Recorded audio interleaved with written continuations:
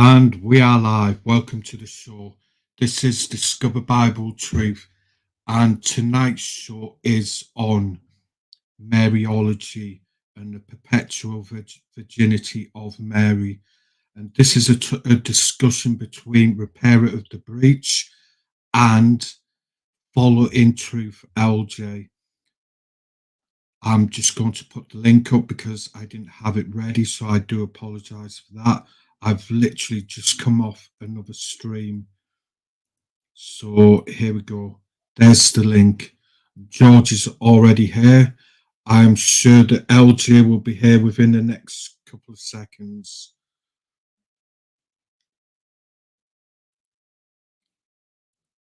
I'd like to thank you all for joining.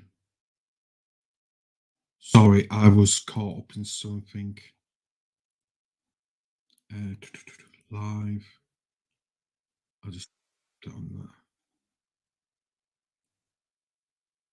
that. Pin message to the top.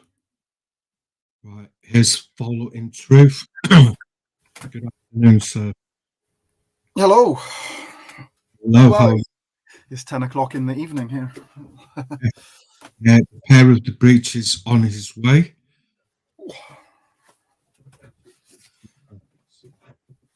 I'm so looking forward to this conversation.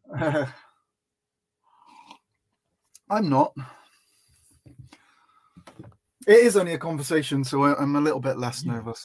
I do get when I get into like. No, this is not a debate. I know it's not. I just get all nervous and my brain goes all blank. But we'll enjoy it. I'm looking forward to it. I am looking forward to it. So I've really been looking forward to this. So to the viewers that are watching, this is going to be. There'll be a 5-minute open statement from both parties. It's not a debate. It's just a general discussion. There'll be like a 5-minute opening statement in their position, and then it will be an hour to maybe an hour and a half conversation on the perpetuality of the Virgin Mary. And there'll also be the opportunity for a Q&A. If you want to be in the audience and you don't want to come up on stage, ask a question, please leave a question in the comments section, in the live comments section, and just put @ either Following Truth or @ Repair of the Breach. Ask a question to them and I'll post it to them. All we're doing right now is just waiting for George. He will be here in like a minute or so. I think he's just getting ready. And it will be just a one-on-one conversation. Right, here we go. Here's George now.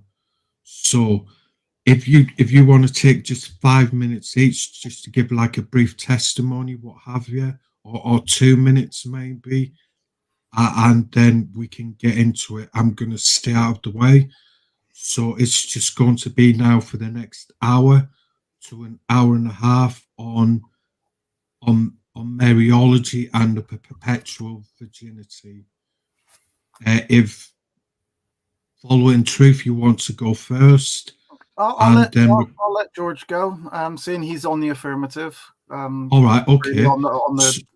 Well, I suppose there's no really affirmative. We're not debating or anything, but I'll let George go, and I'll just follow up. I haven't got too much. I'm follow, so I'll just follow, but I haven't got too much to actually say anyway. So. Okay, so George, if you want to go first. Hi, can you hear me? Yep, we can hear you loud and clear. Audio's perfect. Okay, because I'm not using a mic. So coming through. Yeah, so we're going to talk about the perpetual virginity. Now, I believe that I can show that from Scripture. And not only that, but all the traditions that the Orthodox Church has, such as she is the Queen Mother, just as she was assumed into heaven, and she is right now in the temple of the Lord. And I'm going to show that only by scripture. I'm not going to use tradition at all. The only time I might use tradition is if LJ tries to use the fathers against me. Then I'll use the fathers. If that doesn't happen, I'm only going to use scripture. Because you guys believe only in sola scriptura. So I'm going to play on your cards, on your platform, only by scripture. And that's it. I'm just going to wait to start. Okay, so I guess it's me up. Yeah, I'm going to try and stick to scripture. I mean, if you want to go off into church fathers and stuff like that, then I'm okay with that, and maybe we'll chuck in a father here and there for an extra citation if we feel like it's kind of needed. I'm okay with you doing that. So I understand that you say that you're gonna stick to scripture, which is fine, which is obviously where I stand. So I stand on the Bible. So if we can prove it from the Bible, then even better. It's normally I do find that Catholics will, obviously you're not Catholic, but when I've discussed mainly with Catholics, because I've not actually discussed this with your position actually before. It normally does go into tradition or fathers, so I'm okay with that if you want to do that. But yeah, I'm looking forward to just having an open conversation, and we'll see how it goes. Sure. So you want to start with Matthew 1, 24, 25, or Matthew 18 to 25 actually? Yeah, so let's obviously, because we said that we would start off with the perpetual virginity. So let's do that. Let's start there, and then we can just progress and see how the conversation goes. I agree. Yeah. So that's a good point. That's a good point of start is 125. You want me to go first, or you want to go first? I'll let you go. I'll let you put forth your argument, and then we'll just discuss it. I'll try and give you some rebuttal back, and we'll just take it from there. Okay. So in Matthew 1:25, a lot of Protestants are stuck on the word "and knew her not until," and they explain that as Joseph and Mary had sex. Well, I'm going to prove from the text that that's not the case. And if that's the case, then Mary was not a virgin, according to the text. Now, I'm not going to get into the arguments that Catholics mostly use. There are some Orthodox that might use this argument that eos means until. It doesn't mean that there's a change after. And they use some verses for that. But the word eos only signifies something previous up until that moment. That's the whole point of the conversation that he wants to put. So in Matthew 18, when it starts, it says that Joseph and Mary came together. Now, I've heard people saying that that's a sexual act. But the Greek word there is synaktisan, which is they came together as the two houses became one. Mary went to the house of Joseph. And we could see that because in the next verse, Joseph was commanded to receive her, paralamvani. That's a legal term for a marriage. And this is a chiastic form. So if you want to say that knew her means she had sex, then Joseph and Mary had sex before Jesus was born. In verse 18, and they came together when Mary conceived. So that's a legal contract. That's a marriage. So if she did consummate the marriage, then she did it before the birth of Jesus. And that will contradict the scripture, which says that he knew her not until he was born. The whole thing that Matthew's trying to make clear is to exegete Isaiah 7, the virgin birth. Now, the word eros ou that you're going to bring up sometimes can signify a change, sometimes won't signify a change. But I'll leave it there, and you can continue, LJ, from here, and we'll pick up.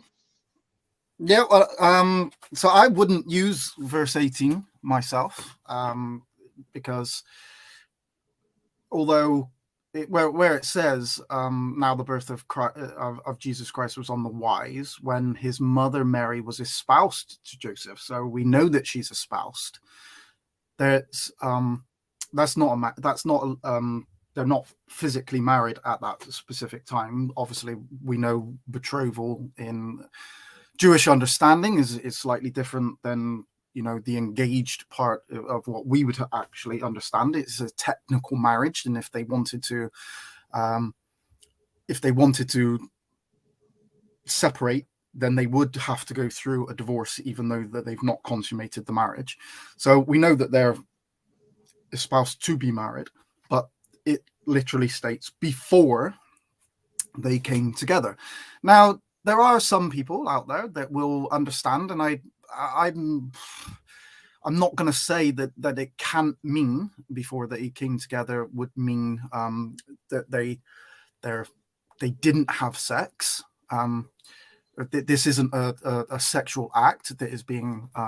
It's not what I would actually postulate. It's not something that I would put forth. But I don't think that the text demands that it can't be that. Because it just says before they came together, she was found with child. So this is just telling you that before that, let's take it as sex. Before they had sex, she was already found with child of the Holy Ghost. So it's already something that has happened. She's already been found with child before that they have come together. But I would understand this as coming together as in Mary becoming part of Joseph's household and coming to. But we also have to question why this actually is included in verse 18. What is Matthew actually trying to state there? But I wouldn't utilize verse 18 myself personally. I would utilize specifically, I'm going to go to verse 25, because where they're getting and knew her not till she had. So I'm going to read that with the general understanding of what that means, till she had brought forth her firstborn son. Now, we have to ask why Matthew is including that word there, till, if it wasn't something that changed after. So we know that this is that he doesn't know her till she had brought forth her firstborn son. So I'm nowhere going to be trying to argue that that Mary and Joseph had sex before she actually had Jesus at all. All right. So that's not going to be my position. But my position is going to be that once Mary and Joseph or Mary has had her firstborn son Jesus, then Mary and Joseph consummate their marriage after the birth of that. So I will ask you, if Matthew is not intending for us to understand this as a change, and the point of knowing her was not going to change after she brought forth that firstborn, what is the inclusion of the word there? Why doesn't Matthew just say, and Joseph did not know Mary? So I will ask you what the purpose of that, of including that word there for. Because they were living in the same house. Okay. But in verse 25, so what do you understand and knew her not? Would you understand that? Is it a sexual act, as in he did not know her at all? Yeah. So, and he knew her not would be a sexual act, or the lack of sexual act. Well, Matthew is saying that despite they were in the same house, they never had any connection. Okay. So what I'm specifically asking is that Matthew is saying that there has been no sexual act. Why has he included the word till? To make it clear that Joseph had no part in the child. Right. So why didn't he just say, and he knew her not?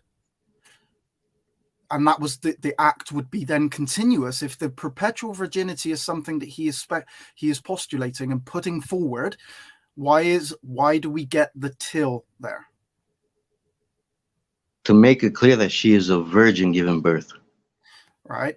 But that would not change if he doesn't know her at all, ever. She would still remain the virgin, which is obviously what you're putting forward. He doesn't need to include the word hios there at all, because if he didn't know her at all ever, then the inclusion of that word is actually redundant. Well, you have to understand that Joseph wanted to send her away because he was found with a child that was not his. Right. But and then the angel came and told her, "Don't worry, receive her, take her as your wife." Yeah. So he took her as a wife, and when they went and told them to go to Egypt, he called her wife. Yes. Yet she was betrothed only. Yes. Because you never find that Mary was married in the text. Well, we don't get that, but we do get obviously her being called his wife. But yes, but she was betrothed. We can understand that as a betrothed wife, but here specifically, it's the specifics that I'm trying to get into on verse 25. Is Matthew's necessity to include the word hios here? It becomes redundant if he just did not know her. If Joseph doesn't know Mary and he doesn't ever know Mary, then there is, in fact, actually it becomes confusing, the word hios here, or I'm going to go with the English because that's the words that I read and understand. So, and knew her not till. The English there makes that very clear to me, that the knowing was only to the point of after she brought forth the firstborn son. Something's going to change with the till there. Without that, and knew her not, she had brought forth her firstborn son, right? The till there actually connects those. She had brought forth her firstborn son. So what we're getting is, he doesn't know her until something, and then we're getting an action. She had brought forth her firstborn son. If Joseph doesn't know Mary, and he never knows Mary, then that sentence actually becomes pointless. It should just read, and Joseph knew her not. Then she brought forth her firstborn son. But that we're getting the connection there between all of those three things.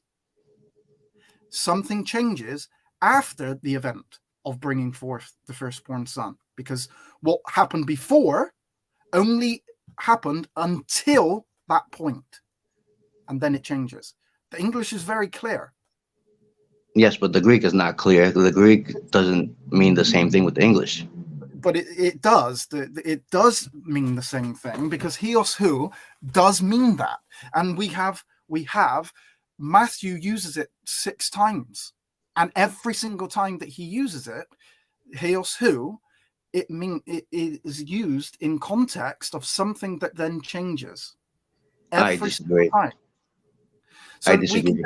So let's have a look at the times that that Matthew uses. Sure. Before though, I just want to mention the only reason she's mentioned as betrothed, and Matthew wants to make clear that she's a virgin, because he's talking about Isaiah 7. She's the Alma. She's not called Ish in Isaiah, wife. She's called Alma, a young lady, a virgin, ready for marriage, which is betrothed. Mm-hmm. And that's why we say, rejoice, unwedded bride. Because she was never married. She never consummated her wedding. But she's considered a wife as betrothed. Right. Just as Israel is an everlasting bride of God. The Alma there is used in order to be able to that's pushing forward the virgin birth. That's not being used to push forward the perpetual virginity. We're going to agree on the virgin birth. So Alma is being used there to show that the woman was going to be a virgin, but that does not in any way a betrothed virgin, not a wife. Right.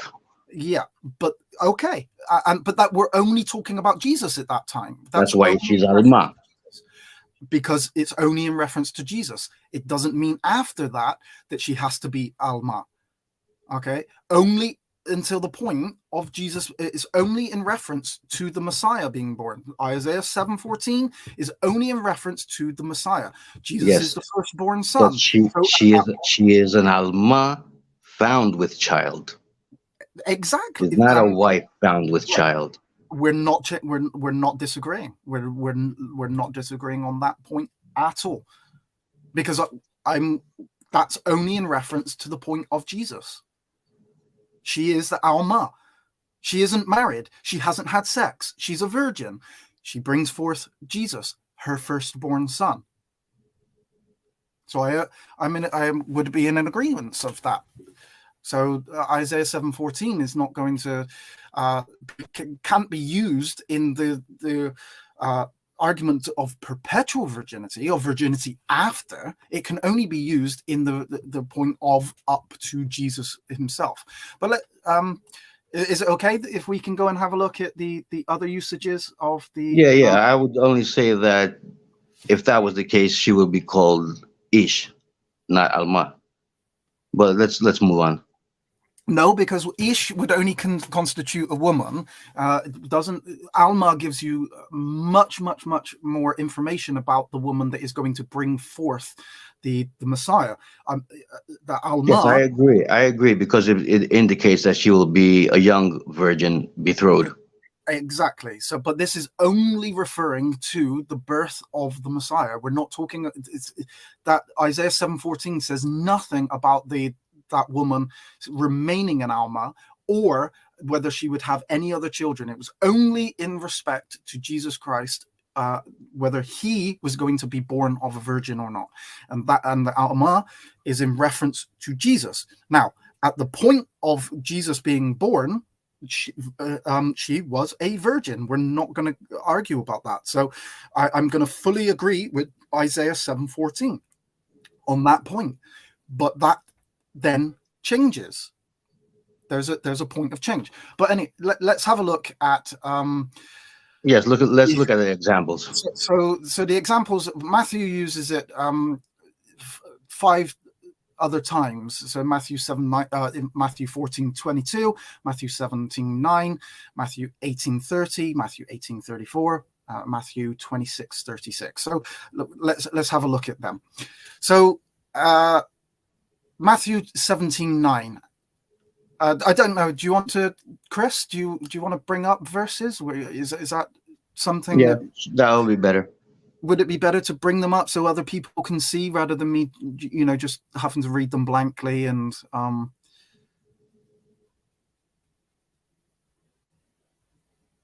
don't know if we can do that, or I can If share you could my share screen. if you could share your screen, I can because I'm on my tablet right now. Okay, let me see if I've got my screen. Let's have a look.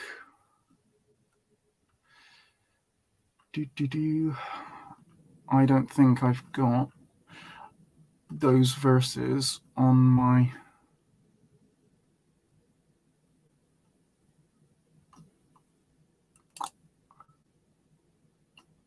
Let's have a look. Ah, yes, I have. So if I can share my, let me see if I can share my screen.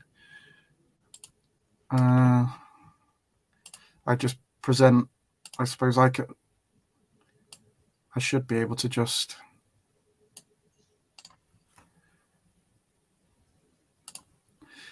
This. It might be easier if other people can actually see the.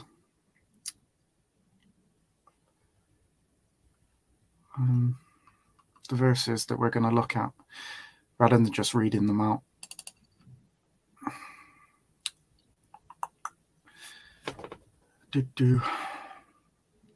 Sorry, chat. We're going to have a minute interval while I just try and bring up some slides.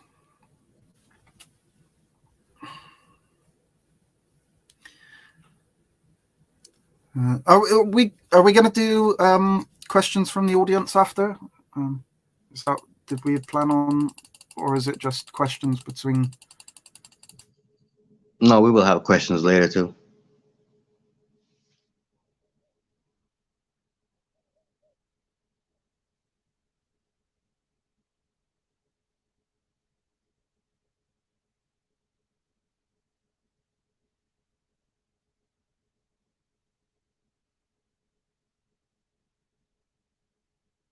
You there?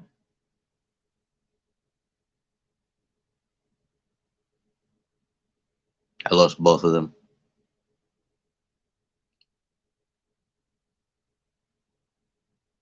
So the examples that LJ wants to bring, since I don't know what's going on, the word until in the Greek is eos ou. EOSOU, 2 words. Now, I read those examples, and some might indicate a change, others don't indicate a change. And that's what we're going to go into right now and see where it's used and if it changes or not. Even St. Paul uses it.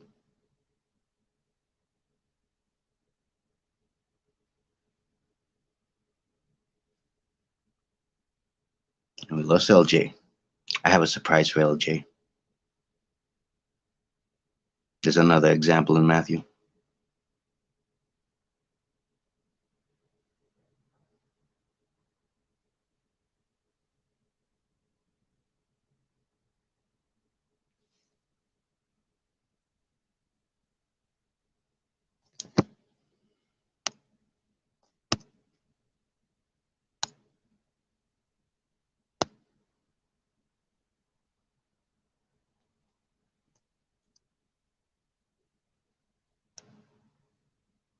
Chris, you there?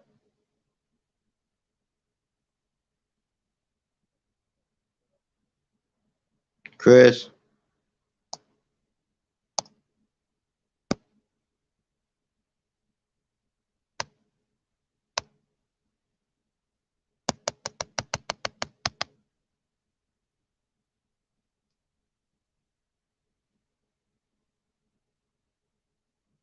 Hello?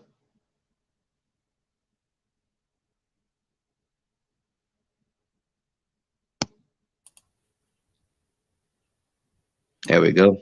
All right. Can you hear me? Yeah.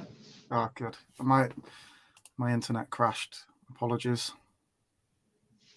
I am so sorry. I had to nip away from the screen, so I didn't know you crashed. I can only absolutely apologise for that. I hope you weren't waiting long. No, the internet crashed and I couldn't get back in. Okay, I do apologize. I do Alright. apologize for that, guys. Chris, I can you had to look post? away. Can you share screen and post the scripture? I've got I mine now, so I can present. So there we go. go. So these are Okay.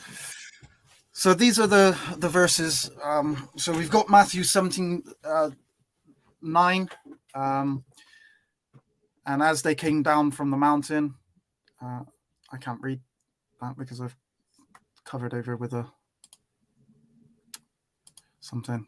And charged, saying, "Tell the vision to no man until the Son of Man be risen again from the dead." So this shows clearly an instruction that something would that they weren't to tell the vision to anybody until Jesus was risen from again. That's a clear change of what was before. Something that was. I agree with that.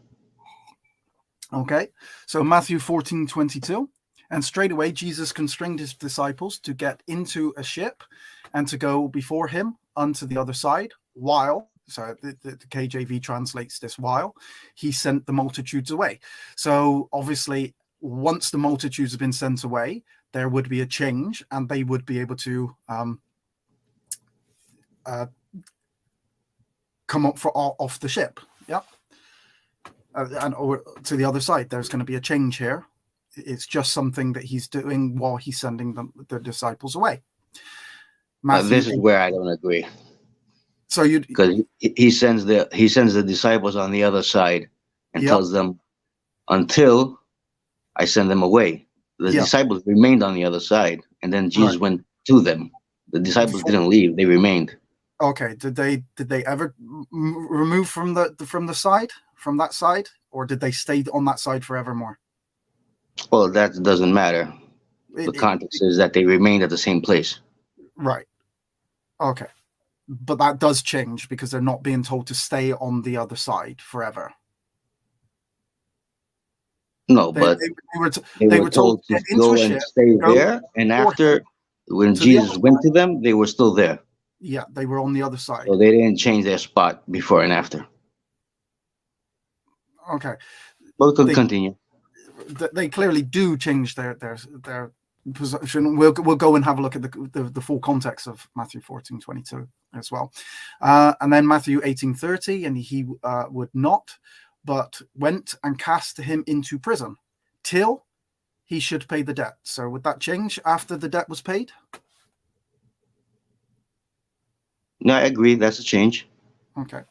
Matthew 18:34, and his Lord was wroth and delivered him to the tormentors till he should pay all that was due unto him. Would that change once that was paid? Yep, I agree. Okay. And Matthew 26:36. Then cometh Jesus with them unto a place called Gethsemane, and said unto his disciples, sit ye here while I go and pray yonder. Once he's prayed, were they free to move from where they were set? Well, they were still there. Doesn't say what happened after. Well, it does say what happened, because we know exactly what happened afterwards. Jesus is arrested from there, and they don't sit there they're not continuing on sitting there. So that is not perpetual, but they were there. Yeah, but it does change. It is something that changed, and we're not.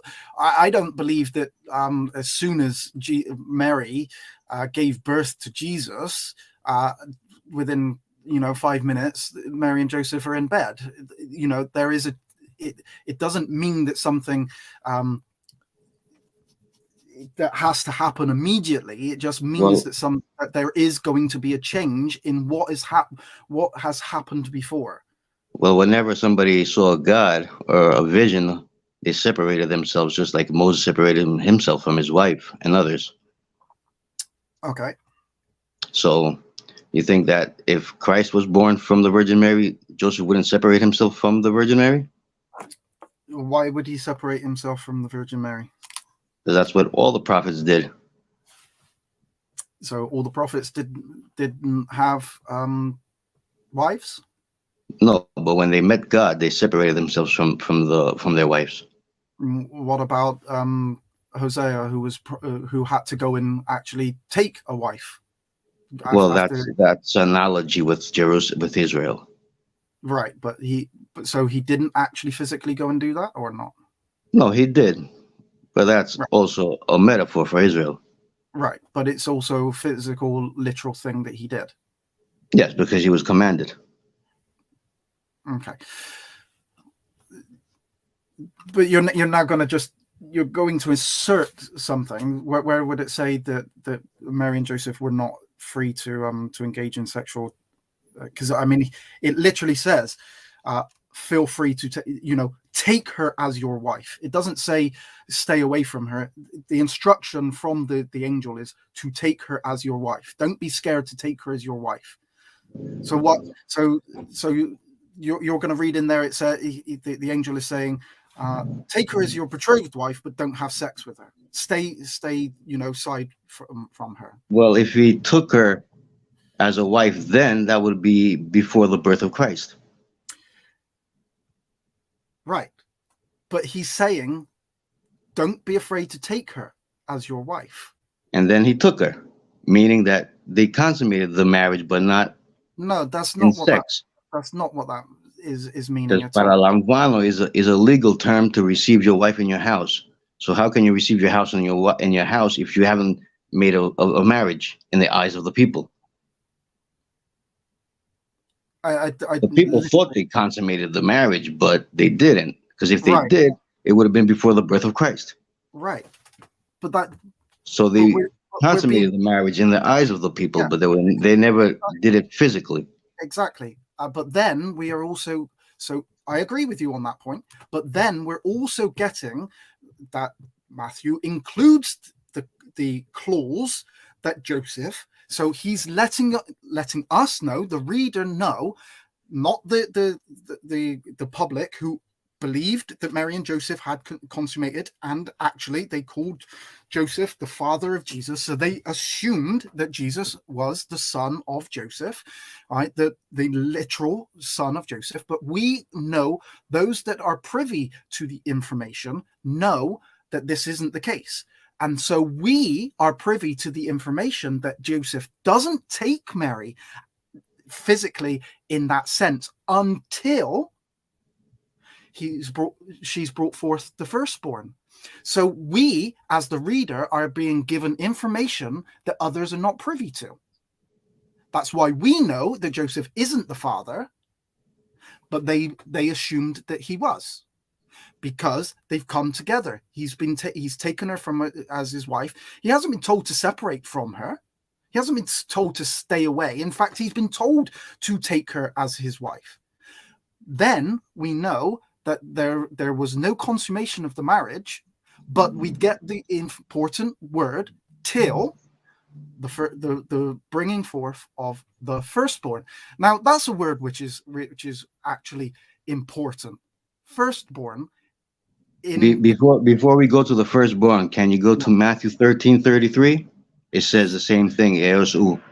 It's another example in Matthew. And can you tell me if that's a change or not?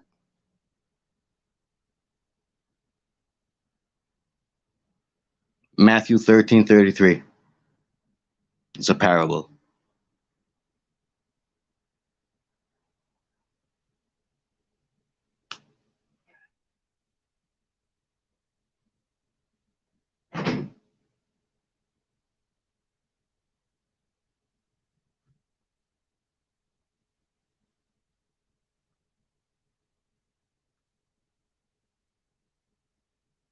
LJ, you there?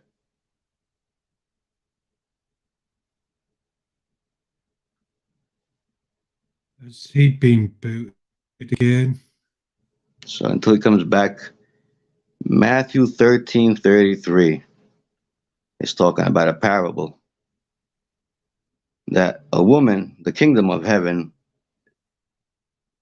is like unto 11 which have taken a woman, which a woman took, and hid of flour measures 3, until Eos u was leavened, until it was leavened.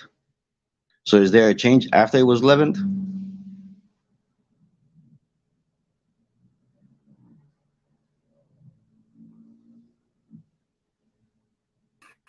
Where's LJ? There he is. There, I'm back again. That's my internet might crash again in a minute as well. I don't know why it's really bad tonight. It's always the case. Chris, are you able to bring up that verse? Matthew 13:33. Yeah, George, if whoever wants to share the Bible, the whatever Bible you both want to use, bring it up and I'll share it for you.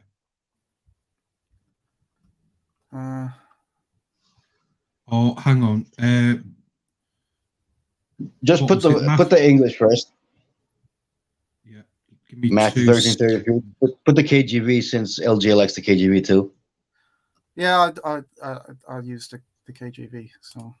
So Matthew 13:33. Yeah. Right, okay, I'm just doing that now. Give me 2 seconds. And KKJV. Here we go. Present, share screen.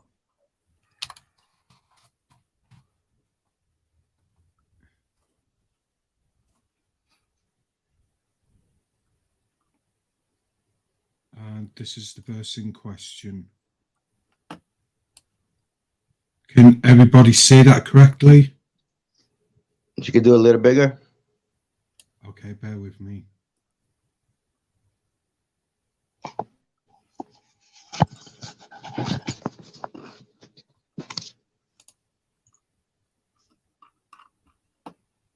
Have you got it? There you go. Hang on a minute. That's a bit too.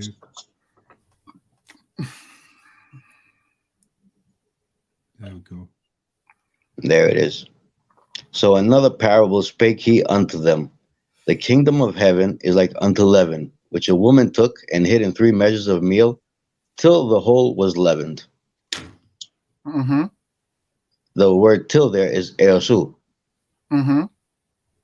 So is there a change after it was leavened? The kingdom of heaven is like unto leaven,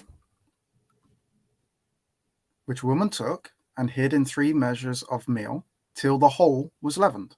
So she's taken the leaven and she's put it with the meal and put it together, and it all becomes leavened. So at the point here, the point is that we have a leaven and we have the meal, which are separate. The meal doesn't have any leaven in. Let's have measures of meal. Let's have a look at what that actually is.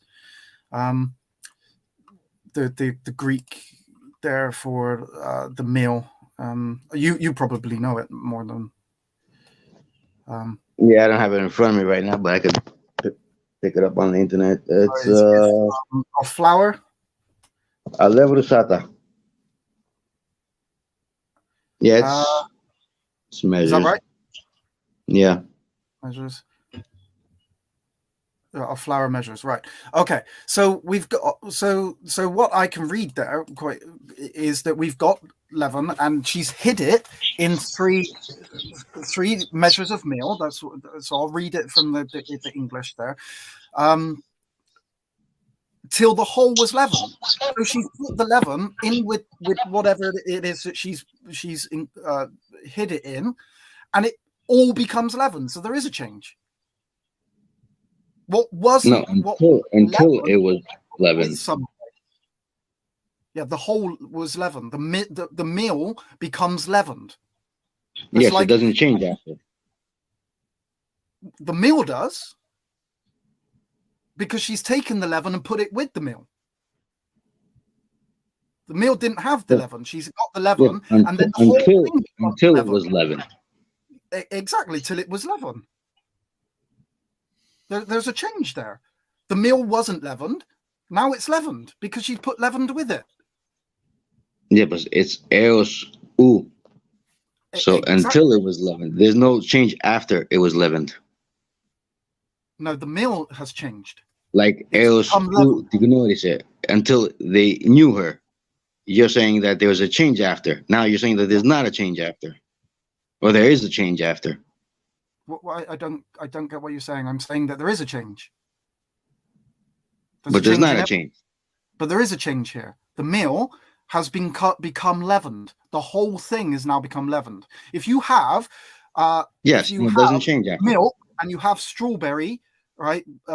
And you put the strawberry in with the milk becomes milkshake, strawberry milkshake. It becomes the whole thing. That's a change. So you've got two parts, you put them together, and the whole part is now changed. Because the leaven and the meal have been put together, and it's now leavened the whole thing. That's why when you understand with a little leaven leavens the whole bread, because a little leaven, right? You've got an unleavened bread, but you've taken a little bit of leaven, you've put it in the bread, and the whole thing has become leavened. There's a change. There's a change here. There's a change between leaven. There's a change until. But after the until, it doesn't change. After it's complete, it doesn't change. Of course it doesn't change, because it's already changed. So after Mary is no longer a virgin, she can't become a change. She can continue on having sex, but she doesn't change from being a non. After Mary gave birth to Jesus, the change was the son. That's the change. She didn't have a son. Now she has a son. No, the change is literally in the text where it says that he knew her not until. The until is in connection to and knew.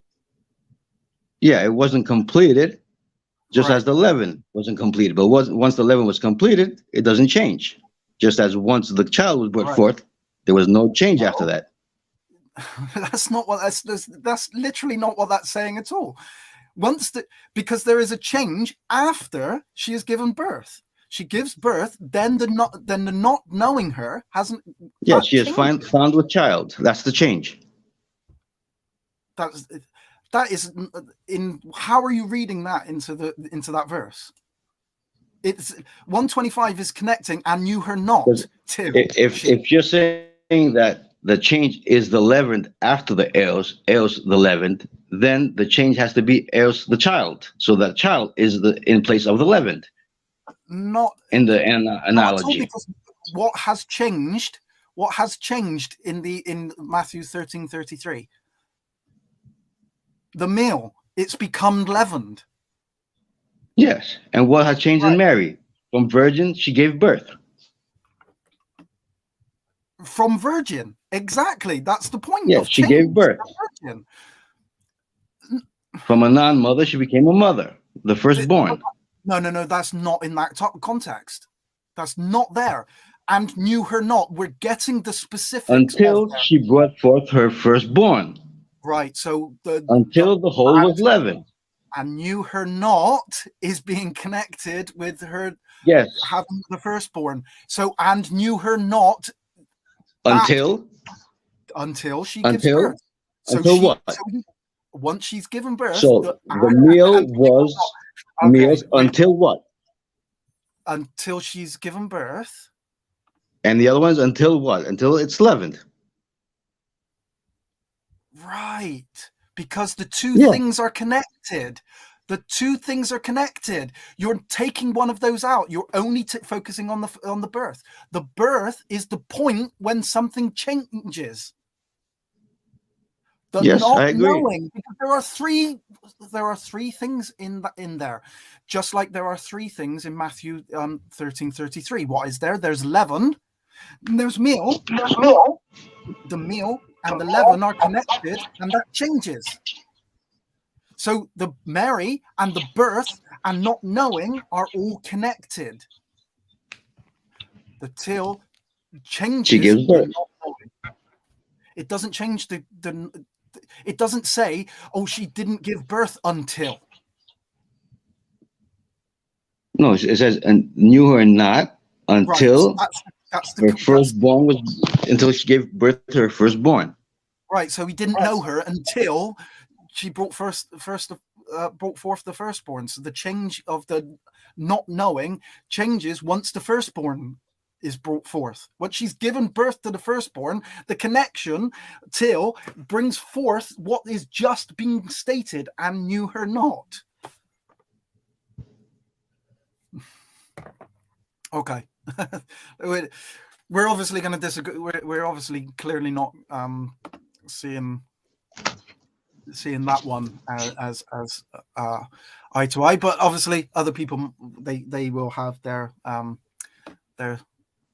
say, and maybe they'll be able to. Yes, because I see it as a parallel. So if in this case, until the whole was leavened, in the other case will be until she brought forth her firstborn.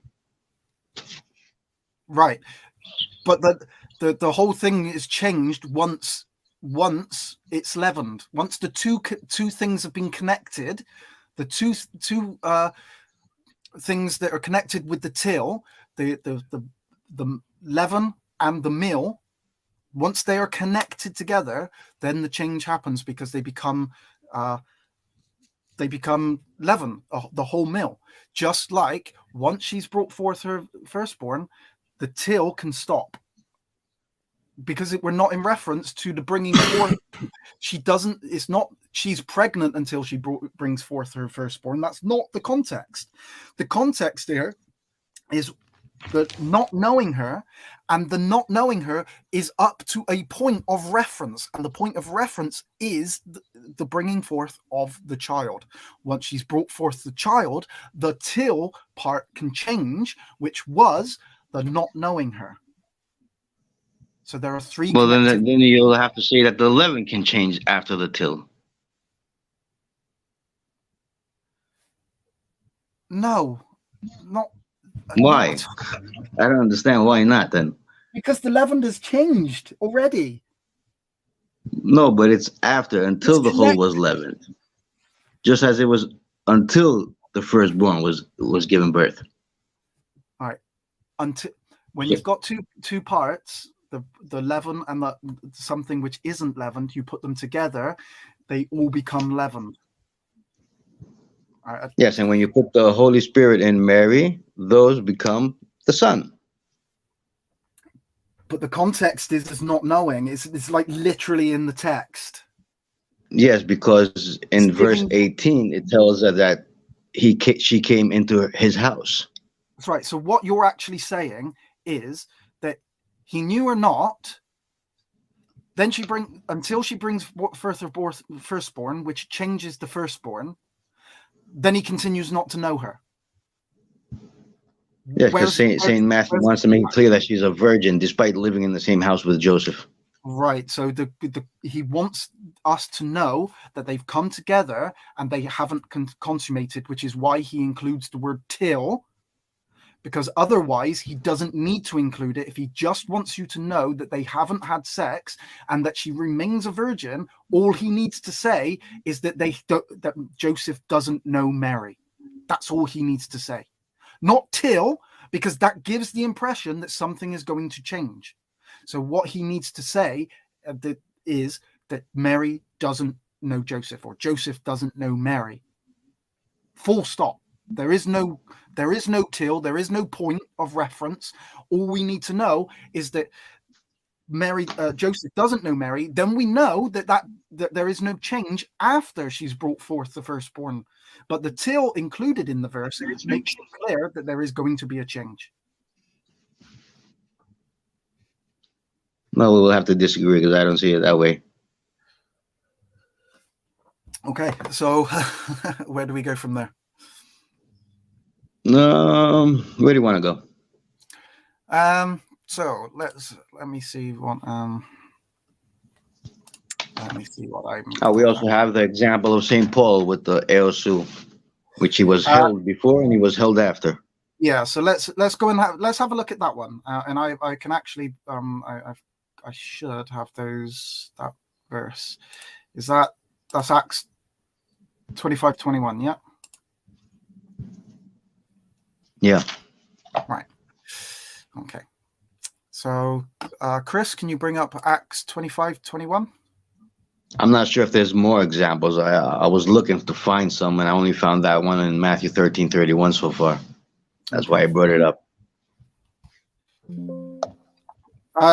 But yeah, I actually did miss that one.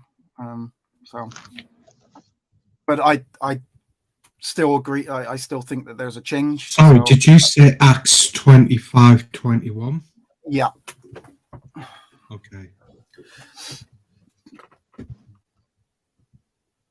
Okay.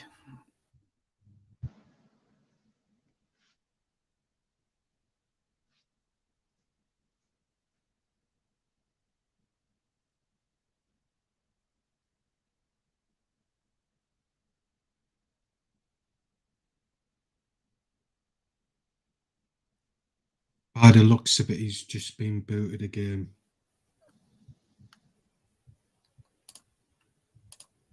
Am I still here? Oh, you're still here. Wow, I thought you had got Yeah, I disconnected. thought I'd gone. The internet is. Well, I thought I had gone.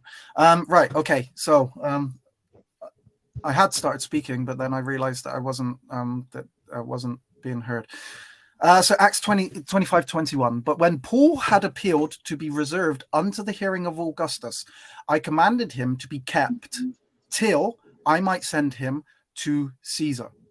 Yep. And is that the verse that you want to use? Yeah, it says the same thing, Eoshu. That does utilize Heosu. Yes. Okay. Yeah, so we see it as he was held before and he was held after. Which I will fully agree with. It's the position of who he's being held by. It says, but when Paul had appealed to be reserved unto the hearing of Augustus, I commanded him to be kept till I might send him to Caesar. So who is he being held by? Faustus. All right.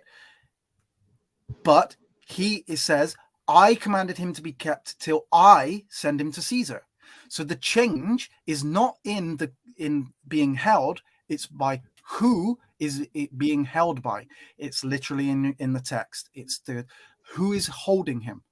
That was only until he sends him to Caesar.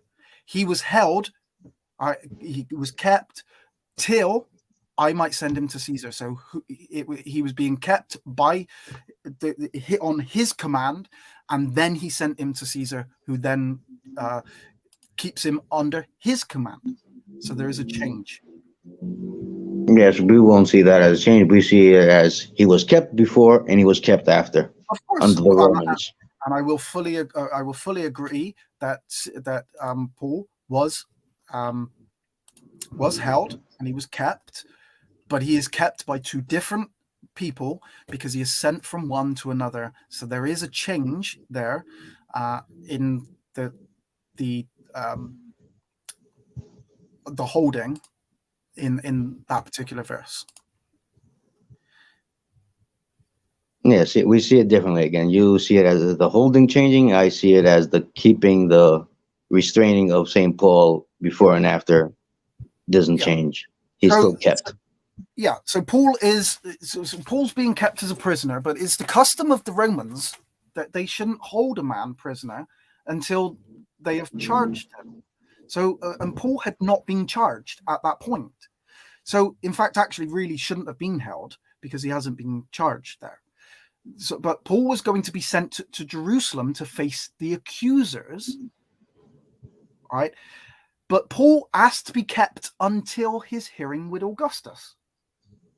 Faustus, the procurator of Judah, had declared that Paul would be held until Festus sent him to Augustus. So it's not the holding that changes, it's the position of where he's being held, who he's being held by. It's only until he is sent from Festus, he's only held because it says, I commanded him to be held. Festus is the one who's commanding him to be held until he is sent to Augustus. And after that, then that changes because it's a positional change, not the position, not the holding that has actually changed, because we're in reference to Festus holding him, but that then changes when he sends him to Augustus. And it's important that you have the word I commanded that he be held until I send him to Augustus, to Caesar. Wait. What did you say now? Because it says when Paul had appealed to be reserved unto the hearing of Augustus, I commanded him to be kept. Who's speaking there? So Paul appealed to Festus to be kept because he shouldn't have been kept, because he was technically he was an innocent man. He hasn't been charged with anything. But Paul wants to be kept. He wants to be reserved unto the hearing that he has with Augustus. So he's going to go off and have the hearing with Augustus. So Festus commands that he is kept, that Paul is kept till Festus sends him off to Augustus. So he is holding him, but that is only until he sends him off to Augustus. So the till changes from Festus to Augustus. There is a change. Yeah, but he is still held. Yes, but that's not what is being referred to here. It literally has, I commanded him to be kept till it's the I. That's what it is. Kept. Right. Command him to be kept. Kept. That's the subject, the point. The kept. Till. Right. But I commanded him to be kept. So the kept is the thing that needs to be changed according to you. I commanded him to be kept till I might send him to Caesar. So it's I. It's the referent there is the I, which is the commanding. So why then in Joseph's passage you don't say that the thing is Joseph, but you put it on the end, the knew her until, but now you don't put it at the end, the kept. You have to, because you have to read. Because it doesn't suit you. That's why.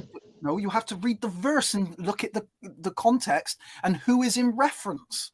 What is being referenced? Yes, he commanded him to be kept until. He knew her not until. What's the subject? Knew her not. What's the subject? Kept. No, I commanded him to be kept. Yes, until.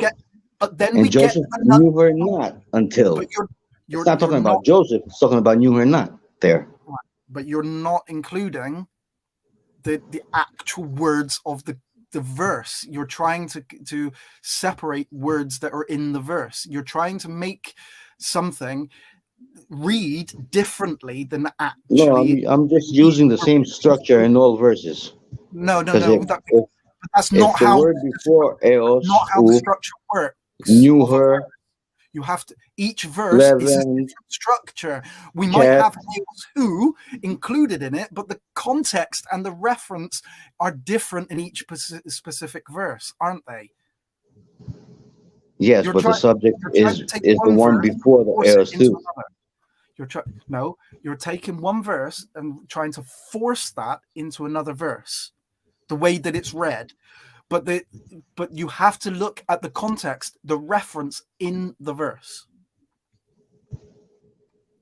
So when it says, I knew her not until, what's the subject? Right. So if I said let's put that in change that to better English than knowing. Let's just say Joseph did not have sex with Mary until she brought forth. But that's not what the text says, and not even Luther or Calvin will agree with you. What? So, but you understand? So you're saying that the knew her not does not mean sex? No Greek scholar will say that. No one in the first 1500 years will say that. Beside, like a couple heretics, like Census, what was his name? Like Irenaeus? No, Irenaeus believed in the perpetual virginity. So when Irenaeus states, I didn't really want to bring up, but let's. So in Irenaeus Against Heresies, this to this effect. This is referring to come together. He actually refers it as that was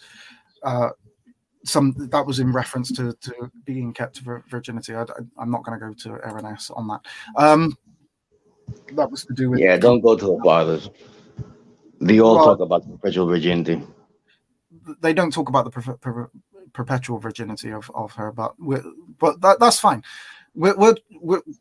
you again, you are trying to make a construct of an English sentence, right, work from one sentence to another sentence. Yes, they have Heos who in the Greek in each one of those, but the construct of each verse is different. The reference are different.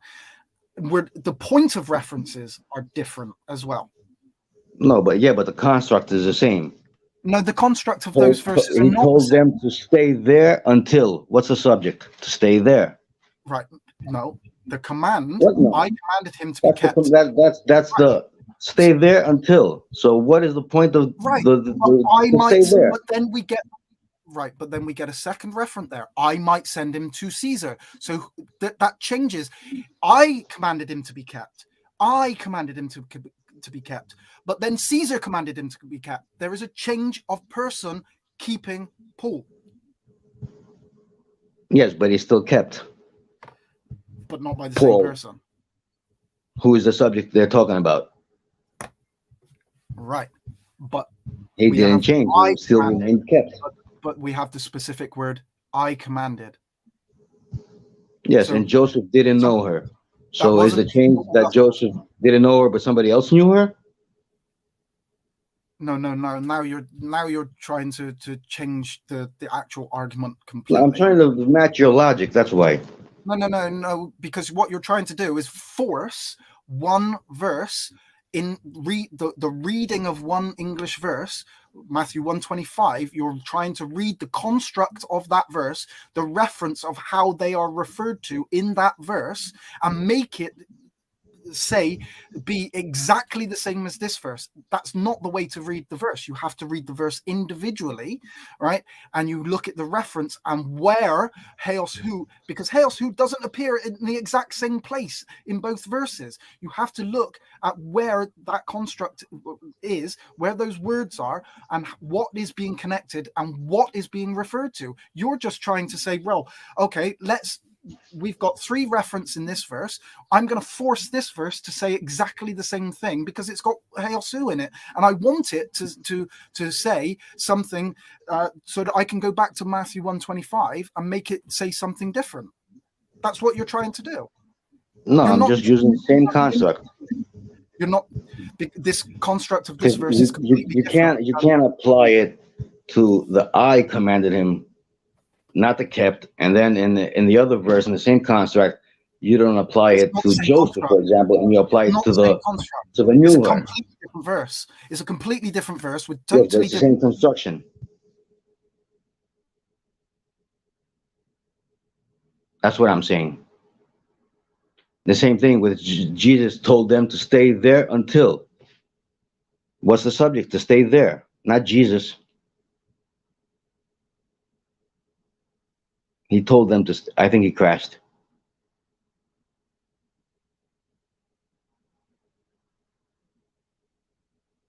Yeah, most likely he crashed.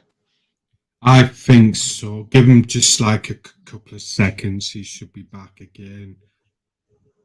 It shouldn't be too much of an issue. I will add on a little bit more extra time for that allowance. And such, but I'm hoping he'll come back. Yeah, he will. Yeah. And after this, we'll probably move to Mark 6. That's absolutely fine. I mean, it's up to you. It's up to you where you want to go next. So. Yeah, I believe that's where we should go after that. Mark 6, where it talks about the brothers and the sisters of Jesus. I think a lot of Protestants try to use that. Yeah. I think that would be good to go there. Galatians 1:19. Here it comes. James, the apostle and brother of Jesus. Which is, I think, towards me, that one. It's LJ. It's saying device not kept. Device is not connected. Kick them out again. Yeah. There we go. Here we go. I'm back in. I'm having really bad internet. problems. I'm surprised I've had no internet issues yet. Yeah. I'm waiting for mine to crash and go mental. So far, touch wood, it's been good. I had a 4-hour presentation yesterday. Not once did I get kicked out. Normally, I do on my presentations. I'll probably get kicked out 2 or 3 times. Not once. Today, obviously, been kicked out within an hour, like 4 times at least. So yeah, that's good. I think Repair It of the Bridge wants to go to Mark, is it? Okay, yeah. No, let's go. If LJ is done with that, I don't know if he wants to say something else.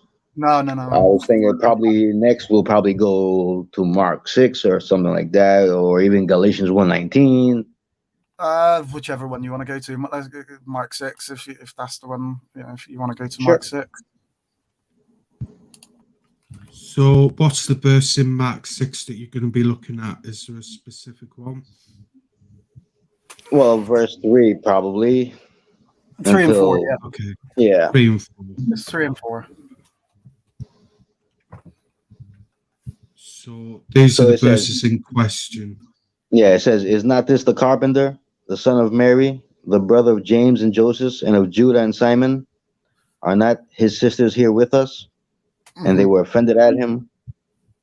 But Jesus said unto them, "A prophet is not without honor, but in his own country, and among his own kin, and in his own house." Yeah.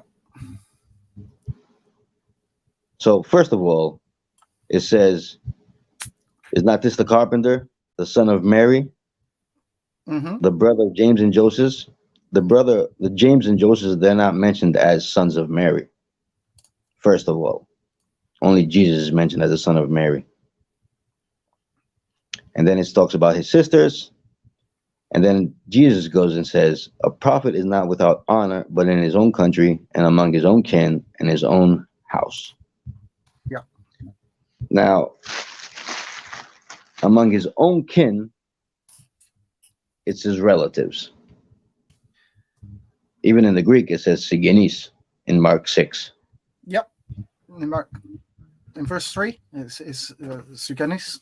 Sigenis, Yep. which are relatives. Yep. And then in his own house are the sisters. Yeah. Which are cousins too. You're going to take a, because that's Adelphos there, and so you're going to force Adelphos to mean something that it doesn't mean in the entirety of the New Testament. Well, it literally says sigenis, so it says they are relatives in the text. Yeah.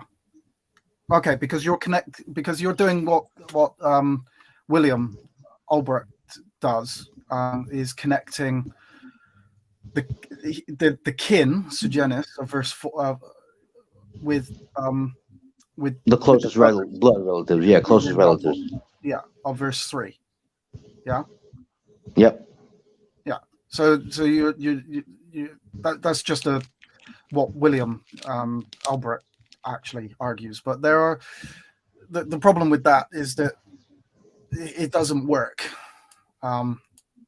Well, Romans 9:3, Paul used the exact same structure. So there are 3 different class of people in the verse. Jesus says that a prophet is not without honor except those in his own country. All right, I will butcher the Greek, so I do apologize, but patridi. Yeah, homeland. Yeah, the meaning like the hometown, which is obviously Nazareth. So yeah, we have to understand this is Nazareth. This is Jesus's own town. So it mentions it actually, I think 3 times in the text. Yeah. So if anybody's going to know, whether Jesus has sisters and brothers or anything, is going to be in his hometown anyway. So that's what we're given the text that this is in his hometown, but then Jesus refers to his relatives, the Sugenis. Mm-hmm. But you're now going to link Sugenis with the Adelphos. Yes. The two together. All right, and Adelphi, which is obviously the female version of it. But you're linking those together. But Jesus then refers to those of his own house. His Yes, household. those are the sisters. Right. So Jesus distinctly separates his relatives from those of his house, making it clear that the two references are not the same. The relatives of Jesus would not be of his household. The relatives are those that are his clan around him. His household would be his mother, father, and his siblings, the Adelphos, and his sisters, Adelphi. Jesus connects his household with his brothers and sisters, his household, which are distinct and separated from his relatives. They're not the same referent. Yeah, because those are the sisters only, the women. Right. So lived in the household. Right. So is this not the carpenter, the son of Mary, the brother of James? Right. So this Jesus is the carpenter. He's the son of Mary. He's the brother of James, Joseph, and Judah, and Simon. And he has sisters. So he has brothers and sisters. He has literal physical brothers and sisters. No, they're not physical. But they're Adelphi. So you now need to say that these are not Adelphi, or the Adelphi are connected with the Sugenis, which they're not. Yeah. How have you linked them together? Because it says among his own kin, right, which are relatives, right, and his own house, which are close relatives, his sisters. With his brothers and sisters in his own house. So his kin, which are the no family around. If you put the brothers with the sisters, you put them two groups together. No, you're putting two groups together. You're putting the kin and the brothers and sisters together. No, the close kin are cousins. It could be uncles. The kin, Sugenis, 100%. They're not brothers and sisters. Yeah, it could be uncles. It could be nephews. Exactly. They're relatives that are around. But we have the connection here. So a prophet is not without honor, but in his own country and among his own kin and in his own house. Where would his brothers and sisters be? In his own house. Yes, but those are his brothers. But so why are in they the not sense, in biological, in a sense? Why? They're from Judah. Why would you say that? Because they're relatives.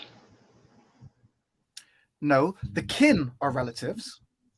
The Sugenis are relatives. But the brother and the sisters are separated, distinct, and mentioned separately from the kin. Okay, let's go to Mark 15:40 and see who's the mother of James and Joseph. Right. No, you're going to take James and Joseph, right? Yes.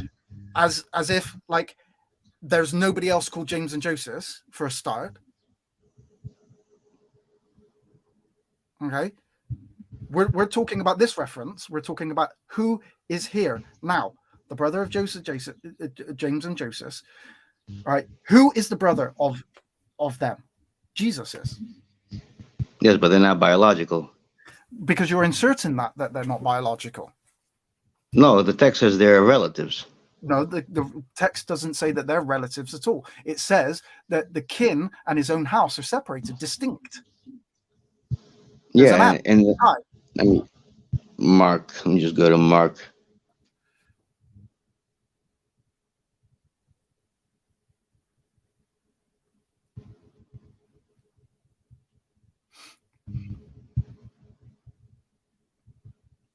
Mark 6.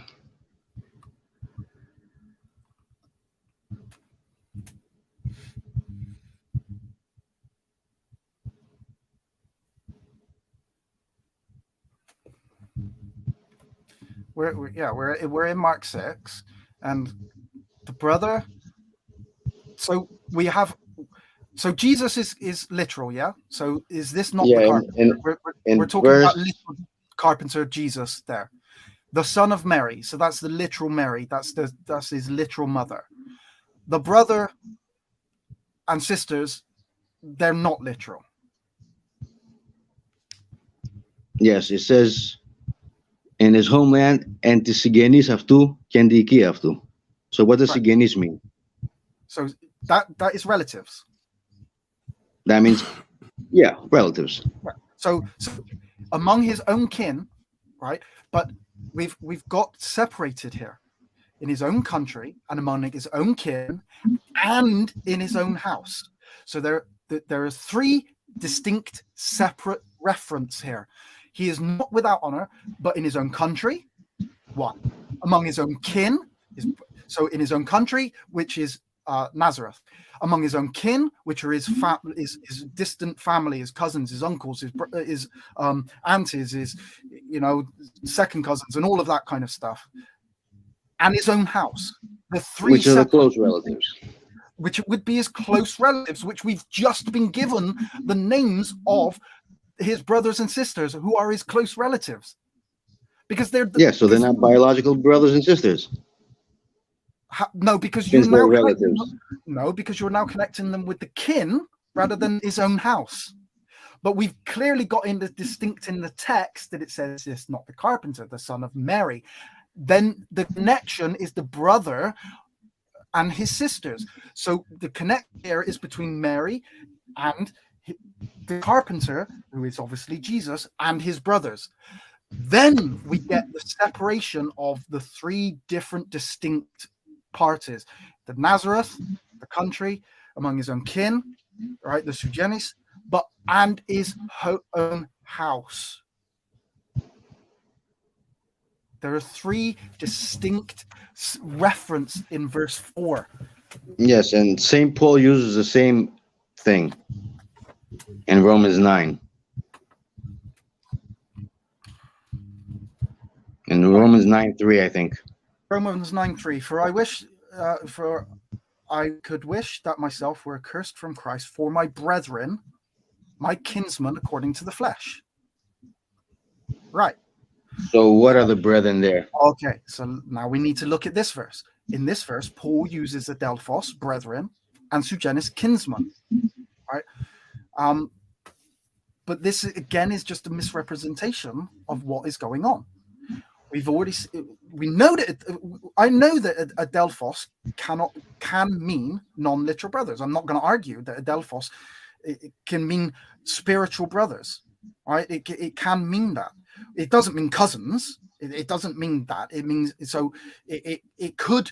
The only argument that you could possibly have is that it was referring to his spiritual family rather than his followers, which I will show in a minute that is physical. That's impossible because we'll get reference of his disciples, his followers, and his brothers in the exact same verse. So we won't be able to use that argument.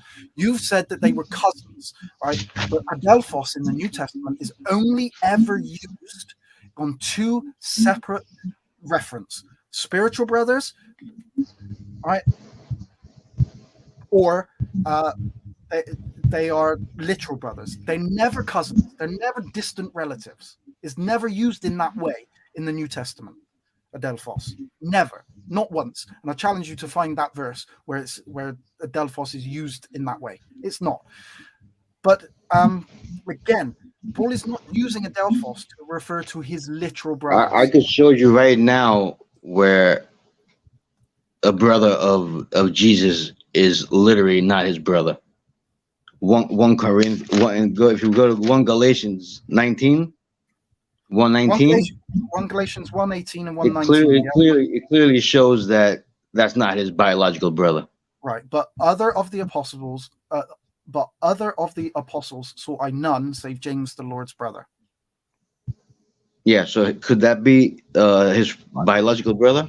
Paul says that he went to see Peter, who was a disciple. He saw no other apostle except James the Lord's brother. Peter, Okay, would also be the Lord's brother. All right.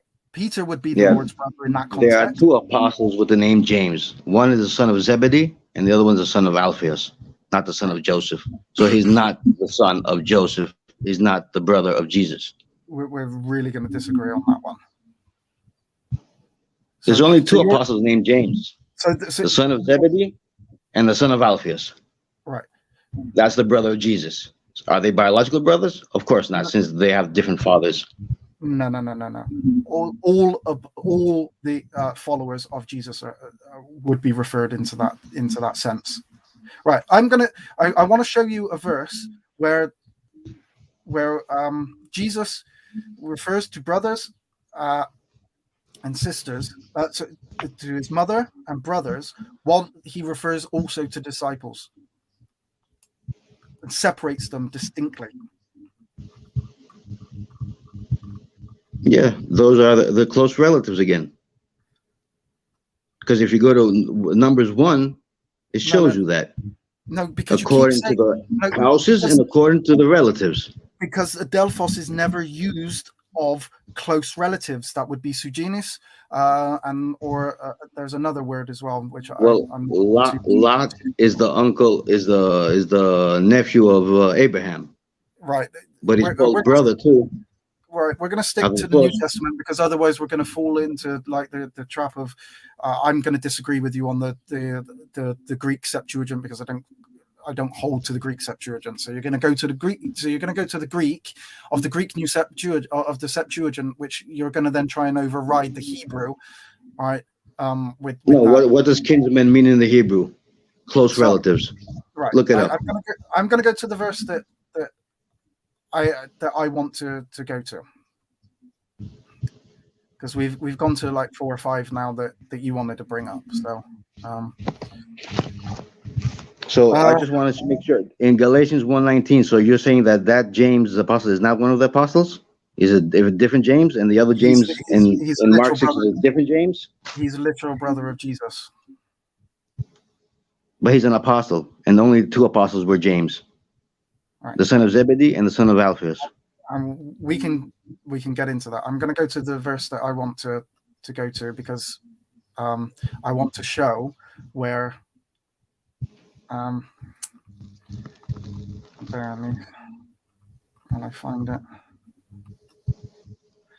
So we have to look at the context of what where adelphos is being used anyway.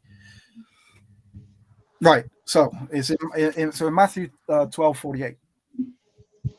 So he uses it, adelphos, to not refer to obviously a literal brother. But the problem with this is going to be is he has his disciples in front of him, and then he refers to he talks about his brethren, and he distinguishes them from his disciples. So in Matthew 12:48, I don't know if Chris is for bringing up verses anymore. So I'm not sure exactly if this is where I want to go.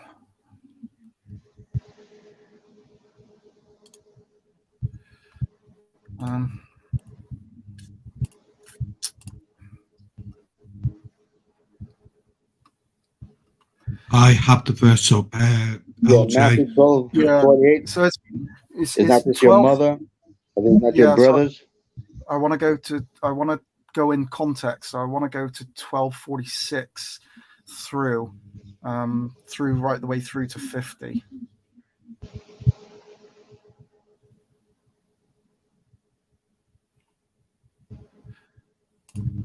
You got that up? So 46. Oh, sorry. Do you want me to go, LJ?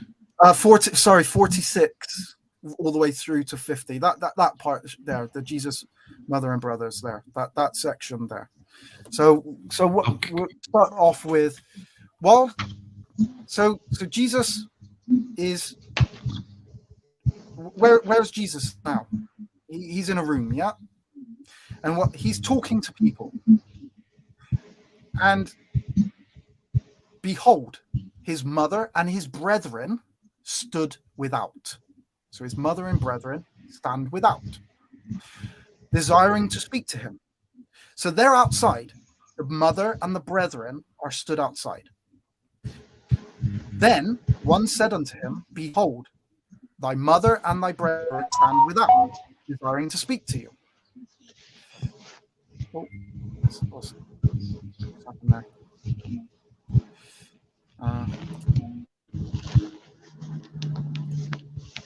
I can hear feedback. Yeah, I can. I think that might be coming from George or from me. Let me just put them. Can hear quite a bit of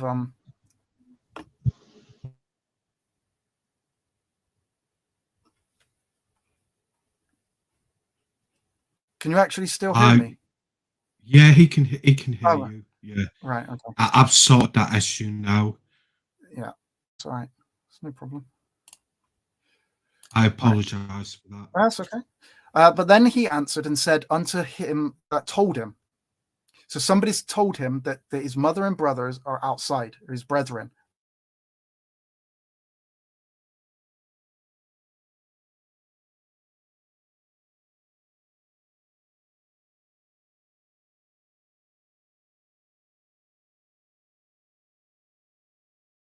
I think LG. I don't hear anything.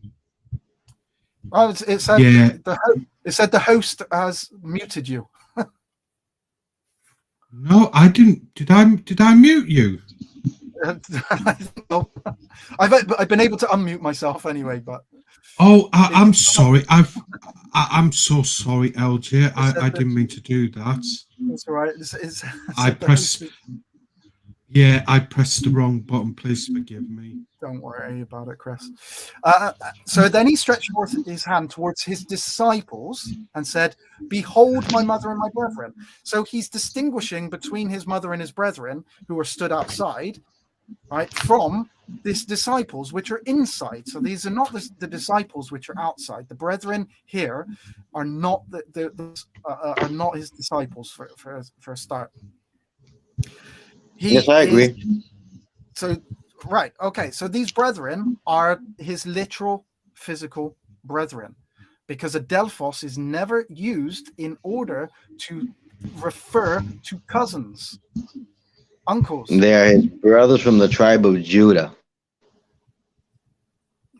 You're as Numbers 1 says.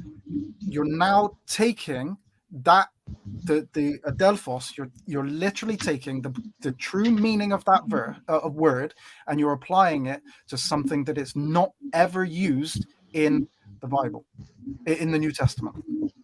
Nobody uses it in that way. Even Josephus uses the same construction, calling the brothers Sigenis in the Greek.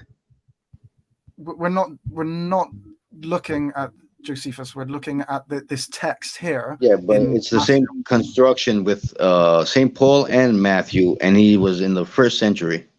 Not one. And he used the exact same construction, and he used the word adelphus for relatives in book 6, I think. Not one person of the New Testament utilizes the word adelphos for a close relative.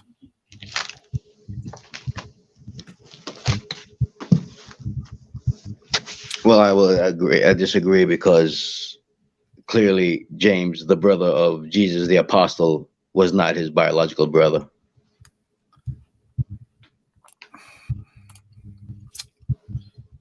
Right. That is the same James as what was referred to as. Yes, James the Less, the son of Alphaeus. No, that's who James is.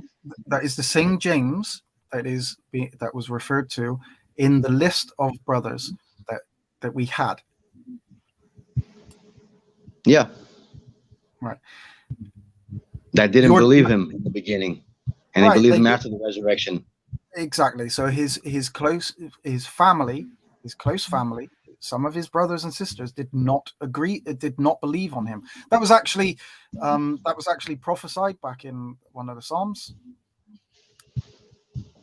That is. Well, I would disagree with that, because that's talking about the Judahites and the Israel in general, or else then you will have to say that Jesus sinned. if you take everything literal in that psalm. Because the mother is not his mother, it's Jerusalem, his mother. That's why he was weeping for Jerusalem. All right. Okay. And his brethren are the Israelites who hated him without a cause. Okay, we're going to obviously disagree on that one as well. Somebody's saying, oh, no, that was Chris. Was that Chris saying that we're going to go to? Oh. No, you can argue you can go. Mary's a sinner? You can go up to the 2-hour mark because obviously you've had a few internet problems. Yeah, we've only kind of really stuck on one subject as well. We haven't even diverged off of. Yeah, I pretty much expected that. We were just going to stick on the. Yeah. I didn't actually realize that it's been so long. It is half past 11, but yeah, I mean, if you want to go for another 10-15 minutes, if you're happy with where the conversation is going, you want to carry on another 10-15 minutes, we can do that. And then maybe we've done kind of like an hour and a half of perpetual virginity. I don't know if you want to jump on something else, because obviously we're not agreeing with it, but we can continue on in this one. Yeah, I would go to Numbers 1, but you don't believe the Greek, because in the Greek it says there that there's sigenis in the houses. Right. I'm okay with going and it says sigenis in all Numbers 1. In verse 20, 21, 22, 23, 24, 25, 26. It's all about sigenis. Yep. And according to the houses of the fathers. Yeah, but how are you understanding that? Well, this is talking about, even in Matthew and Luke, it's talking about the census, that the nation of Israel is separated and the houses are separated and how they live, and that's all what Numbers is talking about. Right. It's about all the close relatives, according to the fathers, according to the men's names, and they're relatives. They're not only brothers and sisters. Because you're not because you're going to Numbers 1:2 today. So take ye the sum of all the congregation of the children of Israel after their families by the house of their fathers, with the numbers of their names, every male by their polls. But the problem is that that is not that's groups of households. By the house of their fathers means that each of the households that made up a clan were counted individually. Each house which contained the smaller individual family, were counted amongst the clan. The group of households, fathers, is plural. Each household has an individual father over the house. While relatives are being grouped together as a family, they are not being referred to as all living in one house, the house of their fathers. There's individual houses that make up a clan. In each individual house, there is a father in each individual house.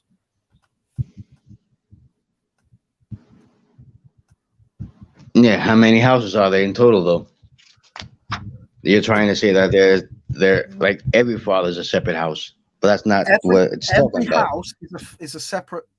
Every house is a separate house that all make up a clan, which then makes up a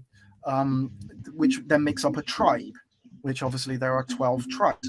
But in this specific verse, we're talking about individual households.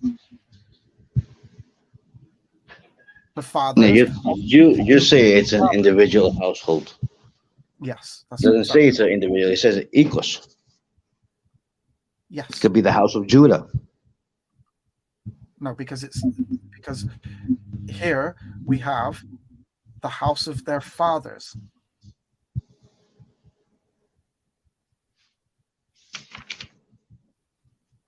individual households. According to the tribes. Right. According to the masters. According to the tribes. So each individual household is counted individually according to their tribes. Each individual household that make up a tribe. So there are individual households according to the house of Judah. But each individual household is counted. Yeah, but it says that you count them all according to their head. You count all of the families, all of the children of Israel, 20 years and older, after their families, by the house of their fathers, after their families, then by the house of their fathers, with the number of their names, every male in the polls. So we have their families, their individual families are counted so you're going to have the whole individual tribe of Judah are going to be individual families. They're not all the same family. They're individual families. But in verse 20 it says Reuben's sons became the firstborn of Israel according to the Sigenias of them. Don't say houses there. It's they're all put together in a community. Because we've got another we got a different referent in verse 20. Yeah, because it's explaining the whole structure. So you have to distinguish what kind of house it's talking about in the New Testament. Right. So there are individual households in each tribe. They all make up a tribe, but they are all individual households. They're not all in one house. They are in all individual households with a father over those inside the tribe. There are hundreds of different little families that make up the tribe of Reuben. Overall, they are called Reuben, but individually, they are their own people. They're their own family. They're their own individual family. They live in their own individual house. They make up Reuben. But Reuben is not the entirety of the family. That's the tribe. No, wait. Reuben was the head of the tribe, though. He's the head of the tribes. But but then you have to break that down into individual families. Because each part of Reuben, right, there's going to be one family here, one family there, one family there. They're all underneath Reuben. They all come as part of the total tribe, but they are each individually by their own house. Just as Jesus was talking about his family when he says in his own land, in his own country, Nazareth, among his own kin, his close family, and in his own house. There's 3 different separate reference. You're trying to make them all the same. Well, if you say it that way, then you will have to say that the brothers are not his brothers. Why would I have to say that his brothers are not? The kin are not his brothers. So who are the kinsmen then? The kinsmen are the other members of his family that make up the other but it doesn't mention other. It just mentions the 4 brothers.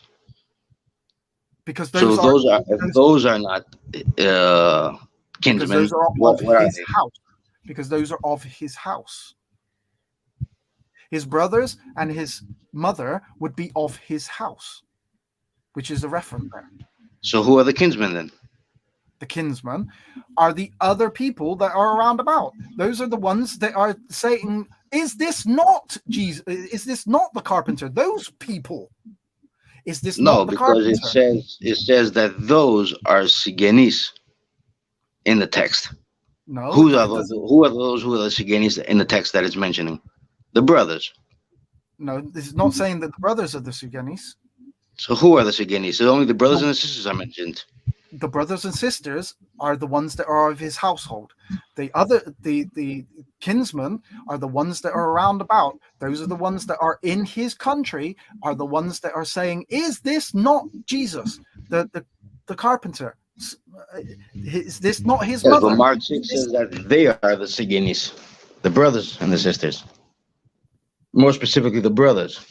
No, I've just shown you that wasn't correct. You've connected, like I said, you connected the two together when they're two distinct, separate reference in Mark 6:3 and Mark 6:4. I went through that and showed why they would be two separate in reference. They're not the same reference there. The brothers and sisters can only be the literal brothers and sisters of Jesus in that context, in that verse. You cannot have them as close relatives because I actually can't because the gospel says that James and Joseph are the sons of Mary the Cloak, which is the wife of Alphaeus, whose son is James the apostle. Right, you're now just grabbing names out of because you've managed to find two people that have the same name. Right, and then you've now demanded that those two which are referenced separately and those other four which are referenced together have to be the same. So you're telling me that in Mark 15:40, where it says that the woman were far away, Mary, the wife of Cloak, the mother of James and Joseph, that James and Joseph is not the same James and Joseph? I would argue that they're not, yeah. Oh, so even when Mary went to the tomb, the mother of James and Joseph, those are not the same James and Joseph. They would be the same James and Joseph. And those are not. So the women are not the sisters then. Mary, of that particular Mary, we're getting two different references. We're getting one of that particular Mary, and then we're getting this one, which is the Mary, the mother of Jesus, which is Mary the Cloak is a sister of Mary, the Virgin Mary. But she's not her literal sister.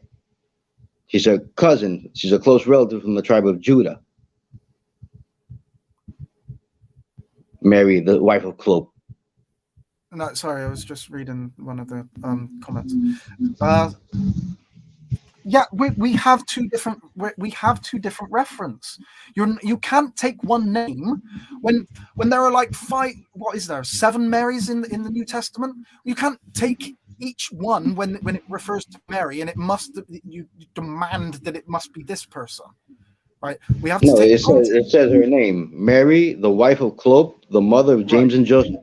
Right. So she has two children, James and Joseph. That's what it literally says. It says the sons of Zebedee were with them. So she has So who are the sons of Zebedee? How many Jameses Simon are there? and Judah. There's lots of Jameses. There's lots of different Simons. There's lots of different Marys. You cannot just take one name and go, right, okay, well, this one must be this one. No, I'm taking the Bible. The ones that were following the Virgin were Mary the Cloak, Salome. Those were the sisters mentioned there. Yeah. So the brothers mentioned there are their sons, which are the cousins of Jesus. In what verse are you now referring to? Well, if we go to Mark 15:40, the women were far away when Jesus was being crucified. Right. And it clearly shows that Mary, the mother of James and Joseph, is not the Virgin Mary. But I wouldn't argue that she was. I'm referring to the reference of the 4 brothers that are mentioned within the text, the specific text. Yes, and 2 of them are mentioned as the sons of Mary the Cloak. No, you've now taken those 2 names, which are common names throughout the Bible, and said, right, these 2 must be the same. Yeah, because those are the ones who are always with the Virgin Mary in the Bible. Those are the virgins in Psalm 45, which says to that followed the Virgin Mary. The virgins follow behind her in Psalm 45. But now what you're doing is you're taking 2 reference to different separate reference, one which is a different Mary than the Mary of Jesus, and you're now saying that because she has two children, right, that these must be the same children that are referenced in connection with Mary, the mother of Jesus. Yes, because throughout the New Testament, the only ones that are with the Virgin Mary is Mary, the mother of James and Joseph, Salome, and Mary Magdalene and Martha. But in Those the are the verse, women that follow them. in the verse that we have connected, where we've seen the carpenters, is this not the carpenter? That is not who is in reference. Yes, it doesn't say Mary. they are the sons of Mary. They are connected to Jesus. Does it say they are the sons of Mary? No, only Jesus is called the son of Mary. Because Why that's not? the reference who they're referring to. Then they refer to his brothers and sisters. Yes, because they're from the tribe of Judah, his brethren, his kinsmen. No, because they wouldn't use that word then. They would use a different Well, word. as I said, Josephus in the first century, that's what he used when he translated from the Hebrew to the Greek. He used sigenis in the word for brother, and it's actually a chiastic. I read it today.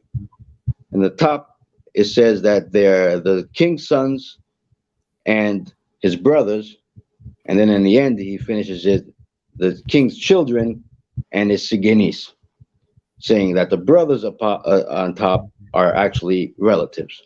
Well, we're going to stick to the biblical text and how the biblical writers utilized the word, and the biblical writers did not utilize that in that way, adelphos in that way. They never did.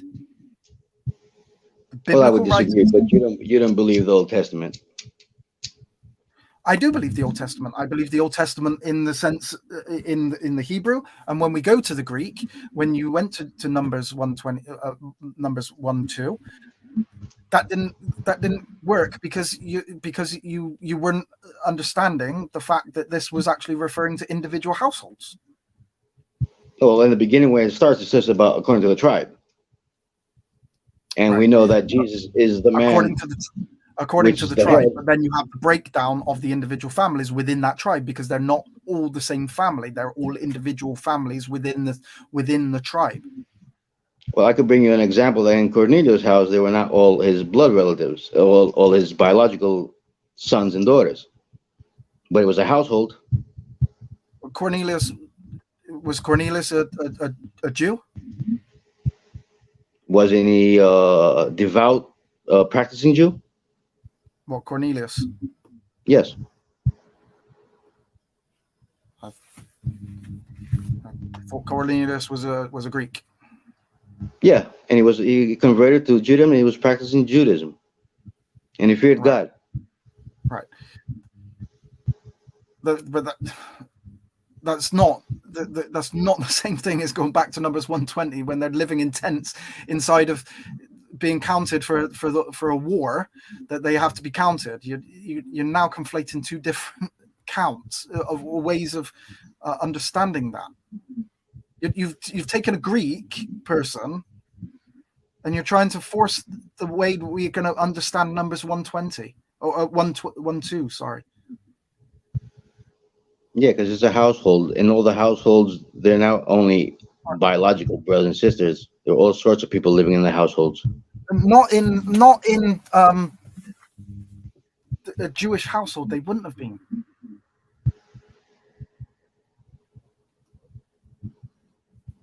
Oh, we'll have to disagree, and we disagree on the James and Joseph, and the James the Apostle, the brother of Jesus, being James the son of Alphaeus, or James the son of Zebedee. Yeah, clearly. So anyway, we've been going for 2 hours on the on the perpetual virginity. I don't know if Chris wants to obviously continue on or go on to another particular subject, or whether Chris just wants to get to questions, or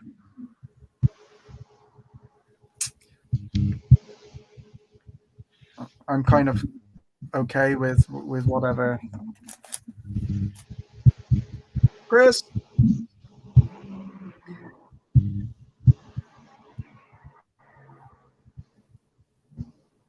Hello? You probably went to sleep. Oh, sorry, I am here. Right, sorry, I just had to quickly just snip away.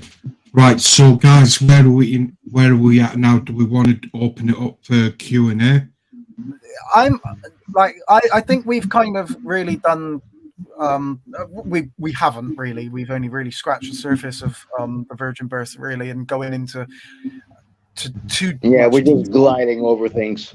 Yeah, but I mean, it kind of gives us maybe a platform for part 2, but Yeah, it has been 2 hours. So yeah, maybe I mean, we've got 5 minutes till it gets to the 2-hour mark. I was going to stop it in 5 minutes anyway. And so obviously we're going to go through the whole Mariology account, even on the claim that Mary was full of grace and she wasn't considered a sinner. So even on communion of saints, and so there's quite a lot to get through on this topic. So it's not going to be just, this one. We're going to do it in parts, and it'll be over a couple of weeks or a month. It won't all be in one go. That's so fine. This is part 1.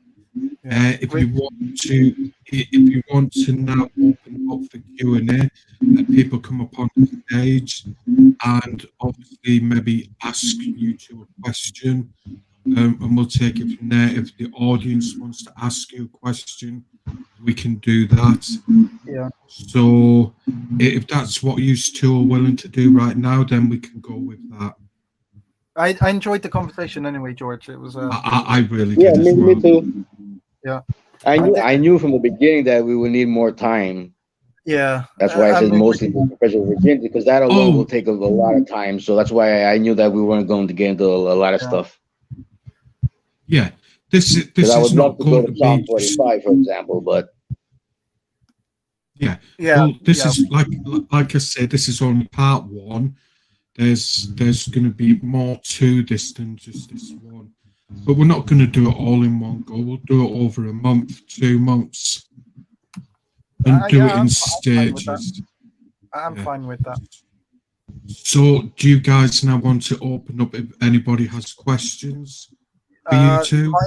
My internet is holding out, but it might crash at any time. But just to let you know, I might crash out again, and I might have to come back in. But I'm okay with questions. Yeah, I'm okay with opening up. Right.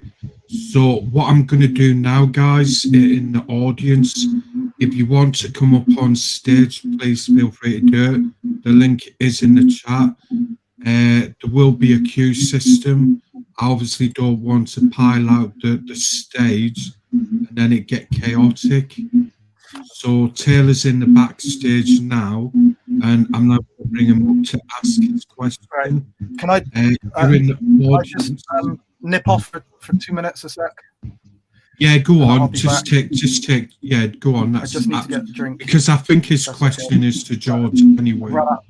So that's yeah. So to the audience, if you want to now click the link, come up on stage, you can.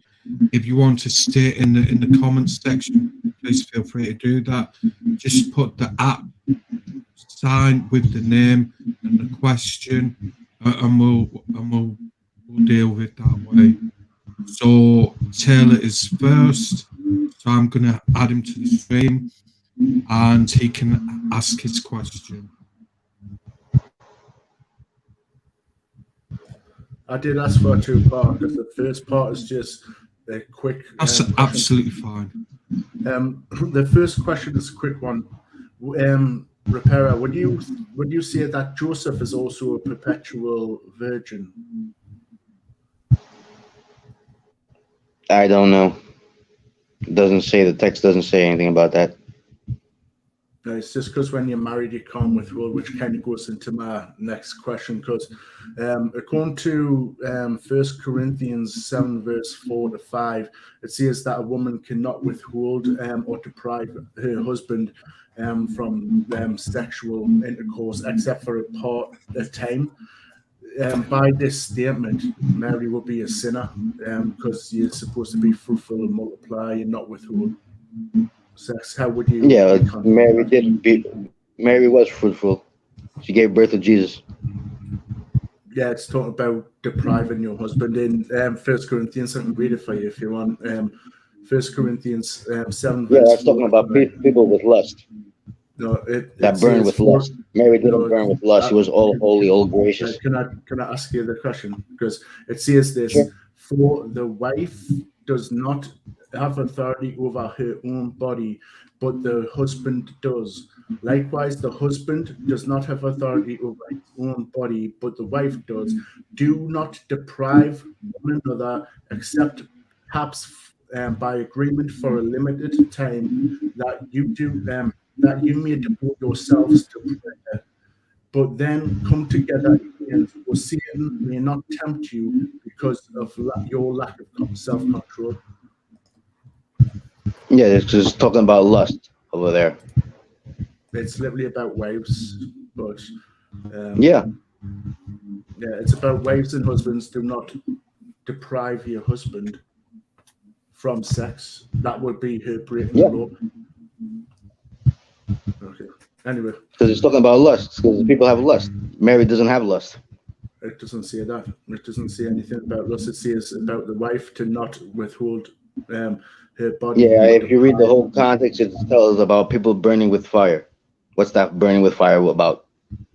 Not in relation to that statement. The whole context is literally about the wife. Yes, in the same chapter.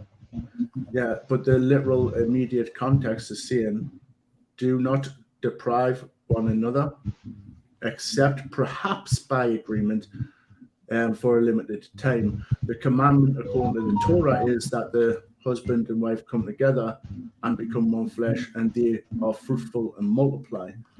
But anyway, I've asked my question. I'll jump down. Oh, did St. Paul get married? You don't have to. It says when you're married. You don't have to get married. It's not a commandment to. So he didn't fulfill the commandment to multiply and be fruitful? He doesn't have to get married. As you see in the Bible, it says to Paul, it says, if you can withhold, it's better for you. But if you can't, then you should be married and be fruitful. So anyway, I've asked my question. I'll let whoever's next jump on. Thank you very much, Chris, and good chat, guys. Good chat. No worries. Thank you very much, Taylor. Well, it seems nobody wants to ask questions in the audience. Nobody wants to come up on stage. So I guess if you want to do a closing statement, 5 minutes each, and then we can end the broadcast. No one's asking any questions. I thought that I saw some questions in the passage. Where I've not seen no questions. I don't know. Right, so since nobody's asking any questions to the audience, I mean to either LJ or to Repairer of the Breach, I'm going to give them like 5 minutes each now to do a closing statement, and then we're going to end the stream. So if, George, you want to go now and have 5 minutes. Sure. So from what we saw in Matthew 1:25, according to the structure of the text, there's no implying that they had sex after. You won't even find a scholar saying that up until the 1500s. You might find like 2 people in the 1500 years of Christianity saying that. Not even Luther or Calvin believed that it's talking about having sex after. Now, when we went to the Eos, we see clearly examples that doesn't mean change of the subject. And others showing the change of the subject. So you can't say with certainty that there is a change or there is not a change in the virginity of Mary. Again, you can't say that in the text.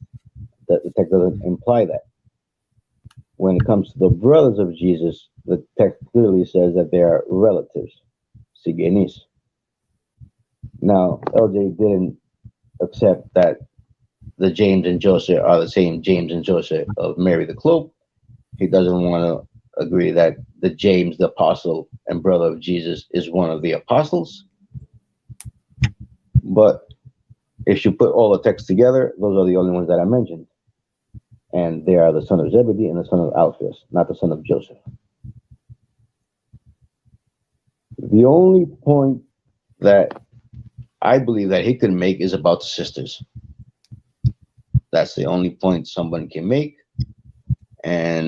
But we know that those sisters are literally cousins because they are the ones with the Virgin Mary throughout the New Testament, which is Mary, the wife of Clope, Salome, Mary Magdalene, and Martha, the sister of Lazarus.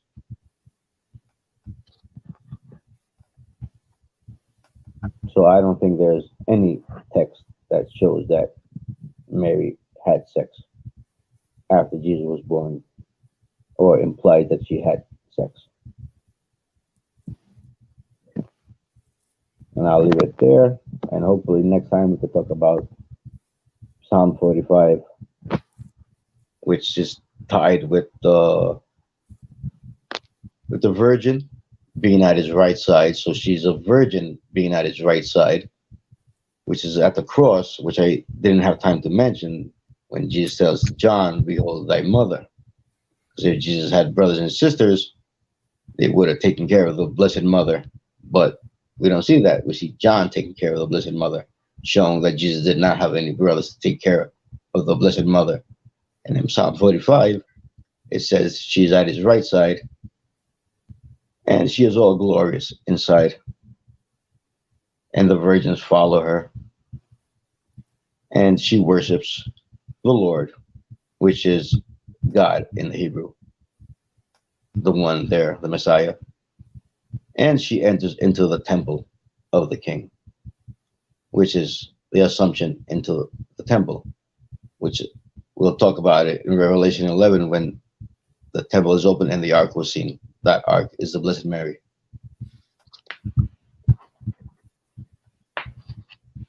And I'll say good night because I won't say long, guys, because I've been up for like 35 hours.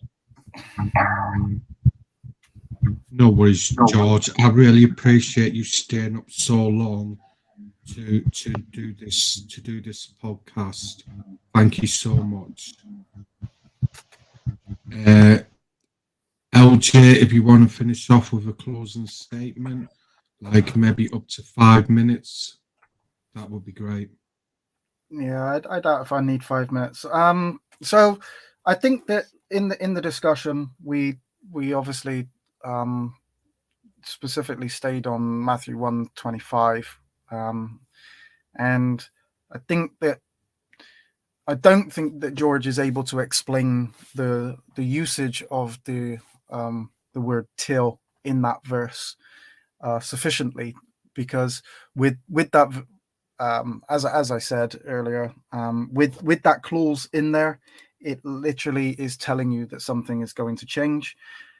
We went to all of the verses that utilize the exact same form of in Matthew, used by Matthew, how he used Heos Hu, and showed that there is a change. We even went to the one where George brought up that I hadn't actually included in my list, and showed that there is a change in what was before. So every single time that Matthew utilizes that, there is a change. And we still are stuck with the reason for him actually including it in that specific verse when he's talking about the virginity of Mary, and he's trying to show that she is a virgin up until the point of the birth. After that, there is no necessity for that till to not have changed, to not knowing, which is a reference. It's a Jewish euphemism. We know that is used throughout the Old Testament to refer to having sex. Adam knew his wife.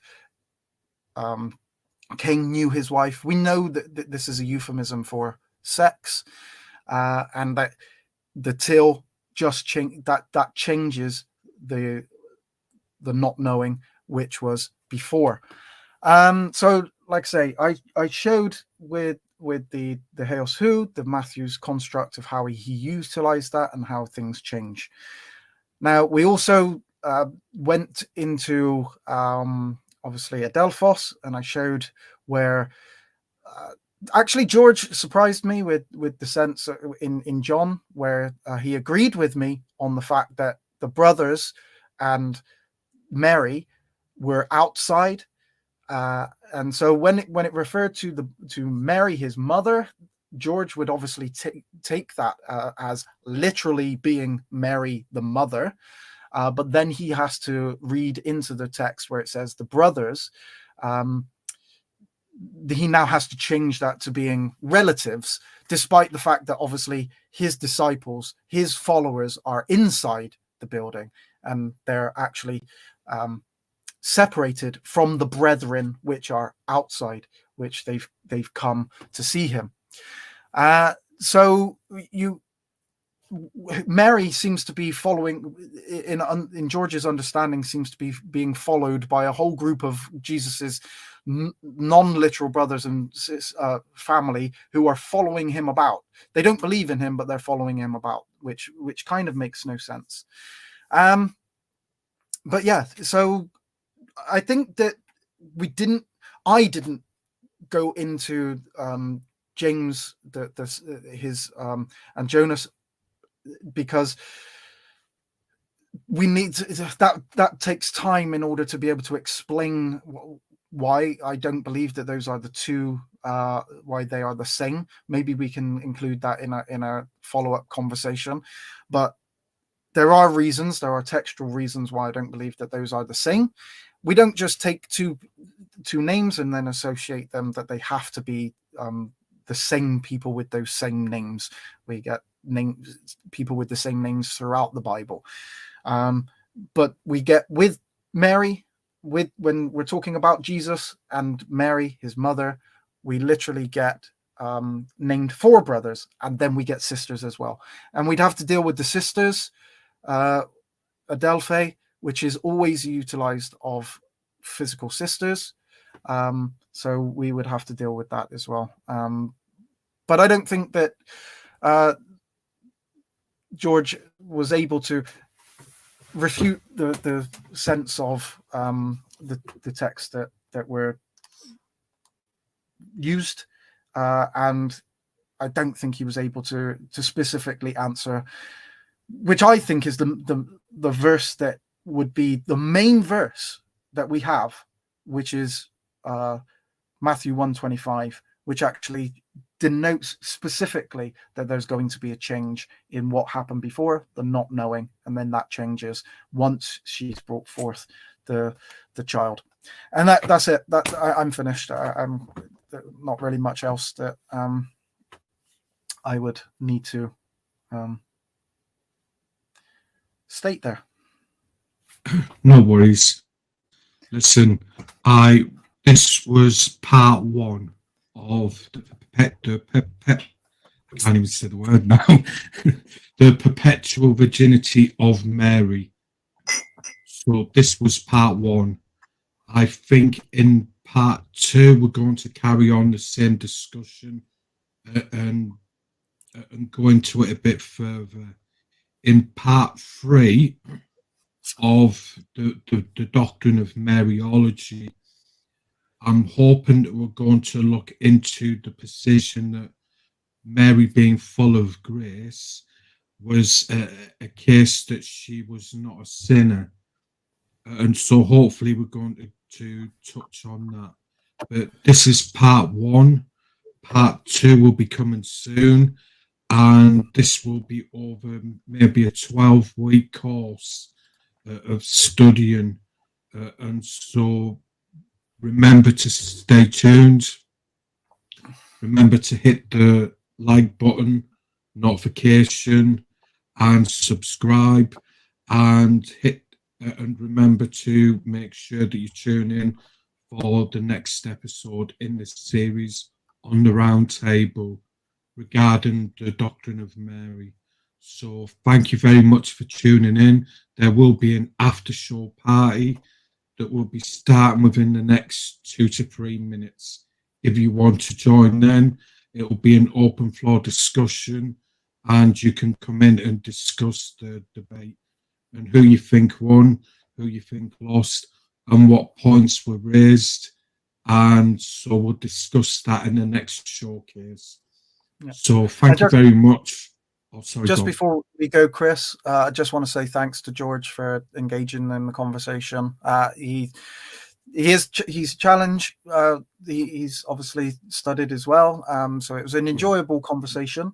And in fact, actually, like I say, there were a few things that he gave me that, you know, I normally discuss this kind of thing with just Catholics. So there were things that George actually surprised me with things that he was going to utilize. So I really appreciate it. It was an enjoyable conversation, regardless of whether we agreed and whether we feel like we answered the questions and stuff. It was enjoyable, and I'm looking forward to part 2. Thank you, George. It was enjoyable. Yeah, I'm looking for part 2 on this subject. Really looking forward to it. So guys, don't forget to subscribe, like, hit the notification bell, all the good stuff. Stay tuned for the next episodes, and remember, we're going to go live again next with the after show party. So thank you all very much for tuning in. God bless you all. May the peace of God be upon you all. God bless. Thank you so much, LJ. No problem, Chris. And thank you very much, George, for what you've done, staying up all day and working a 16-hour shift. Thank you so much. God bless, guys. I'll see you on the next stream.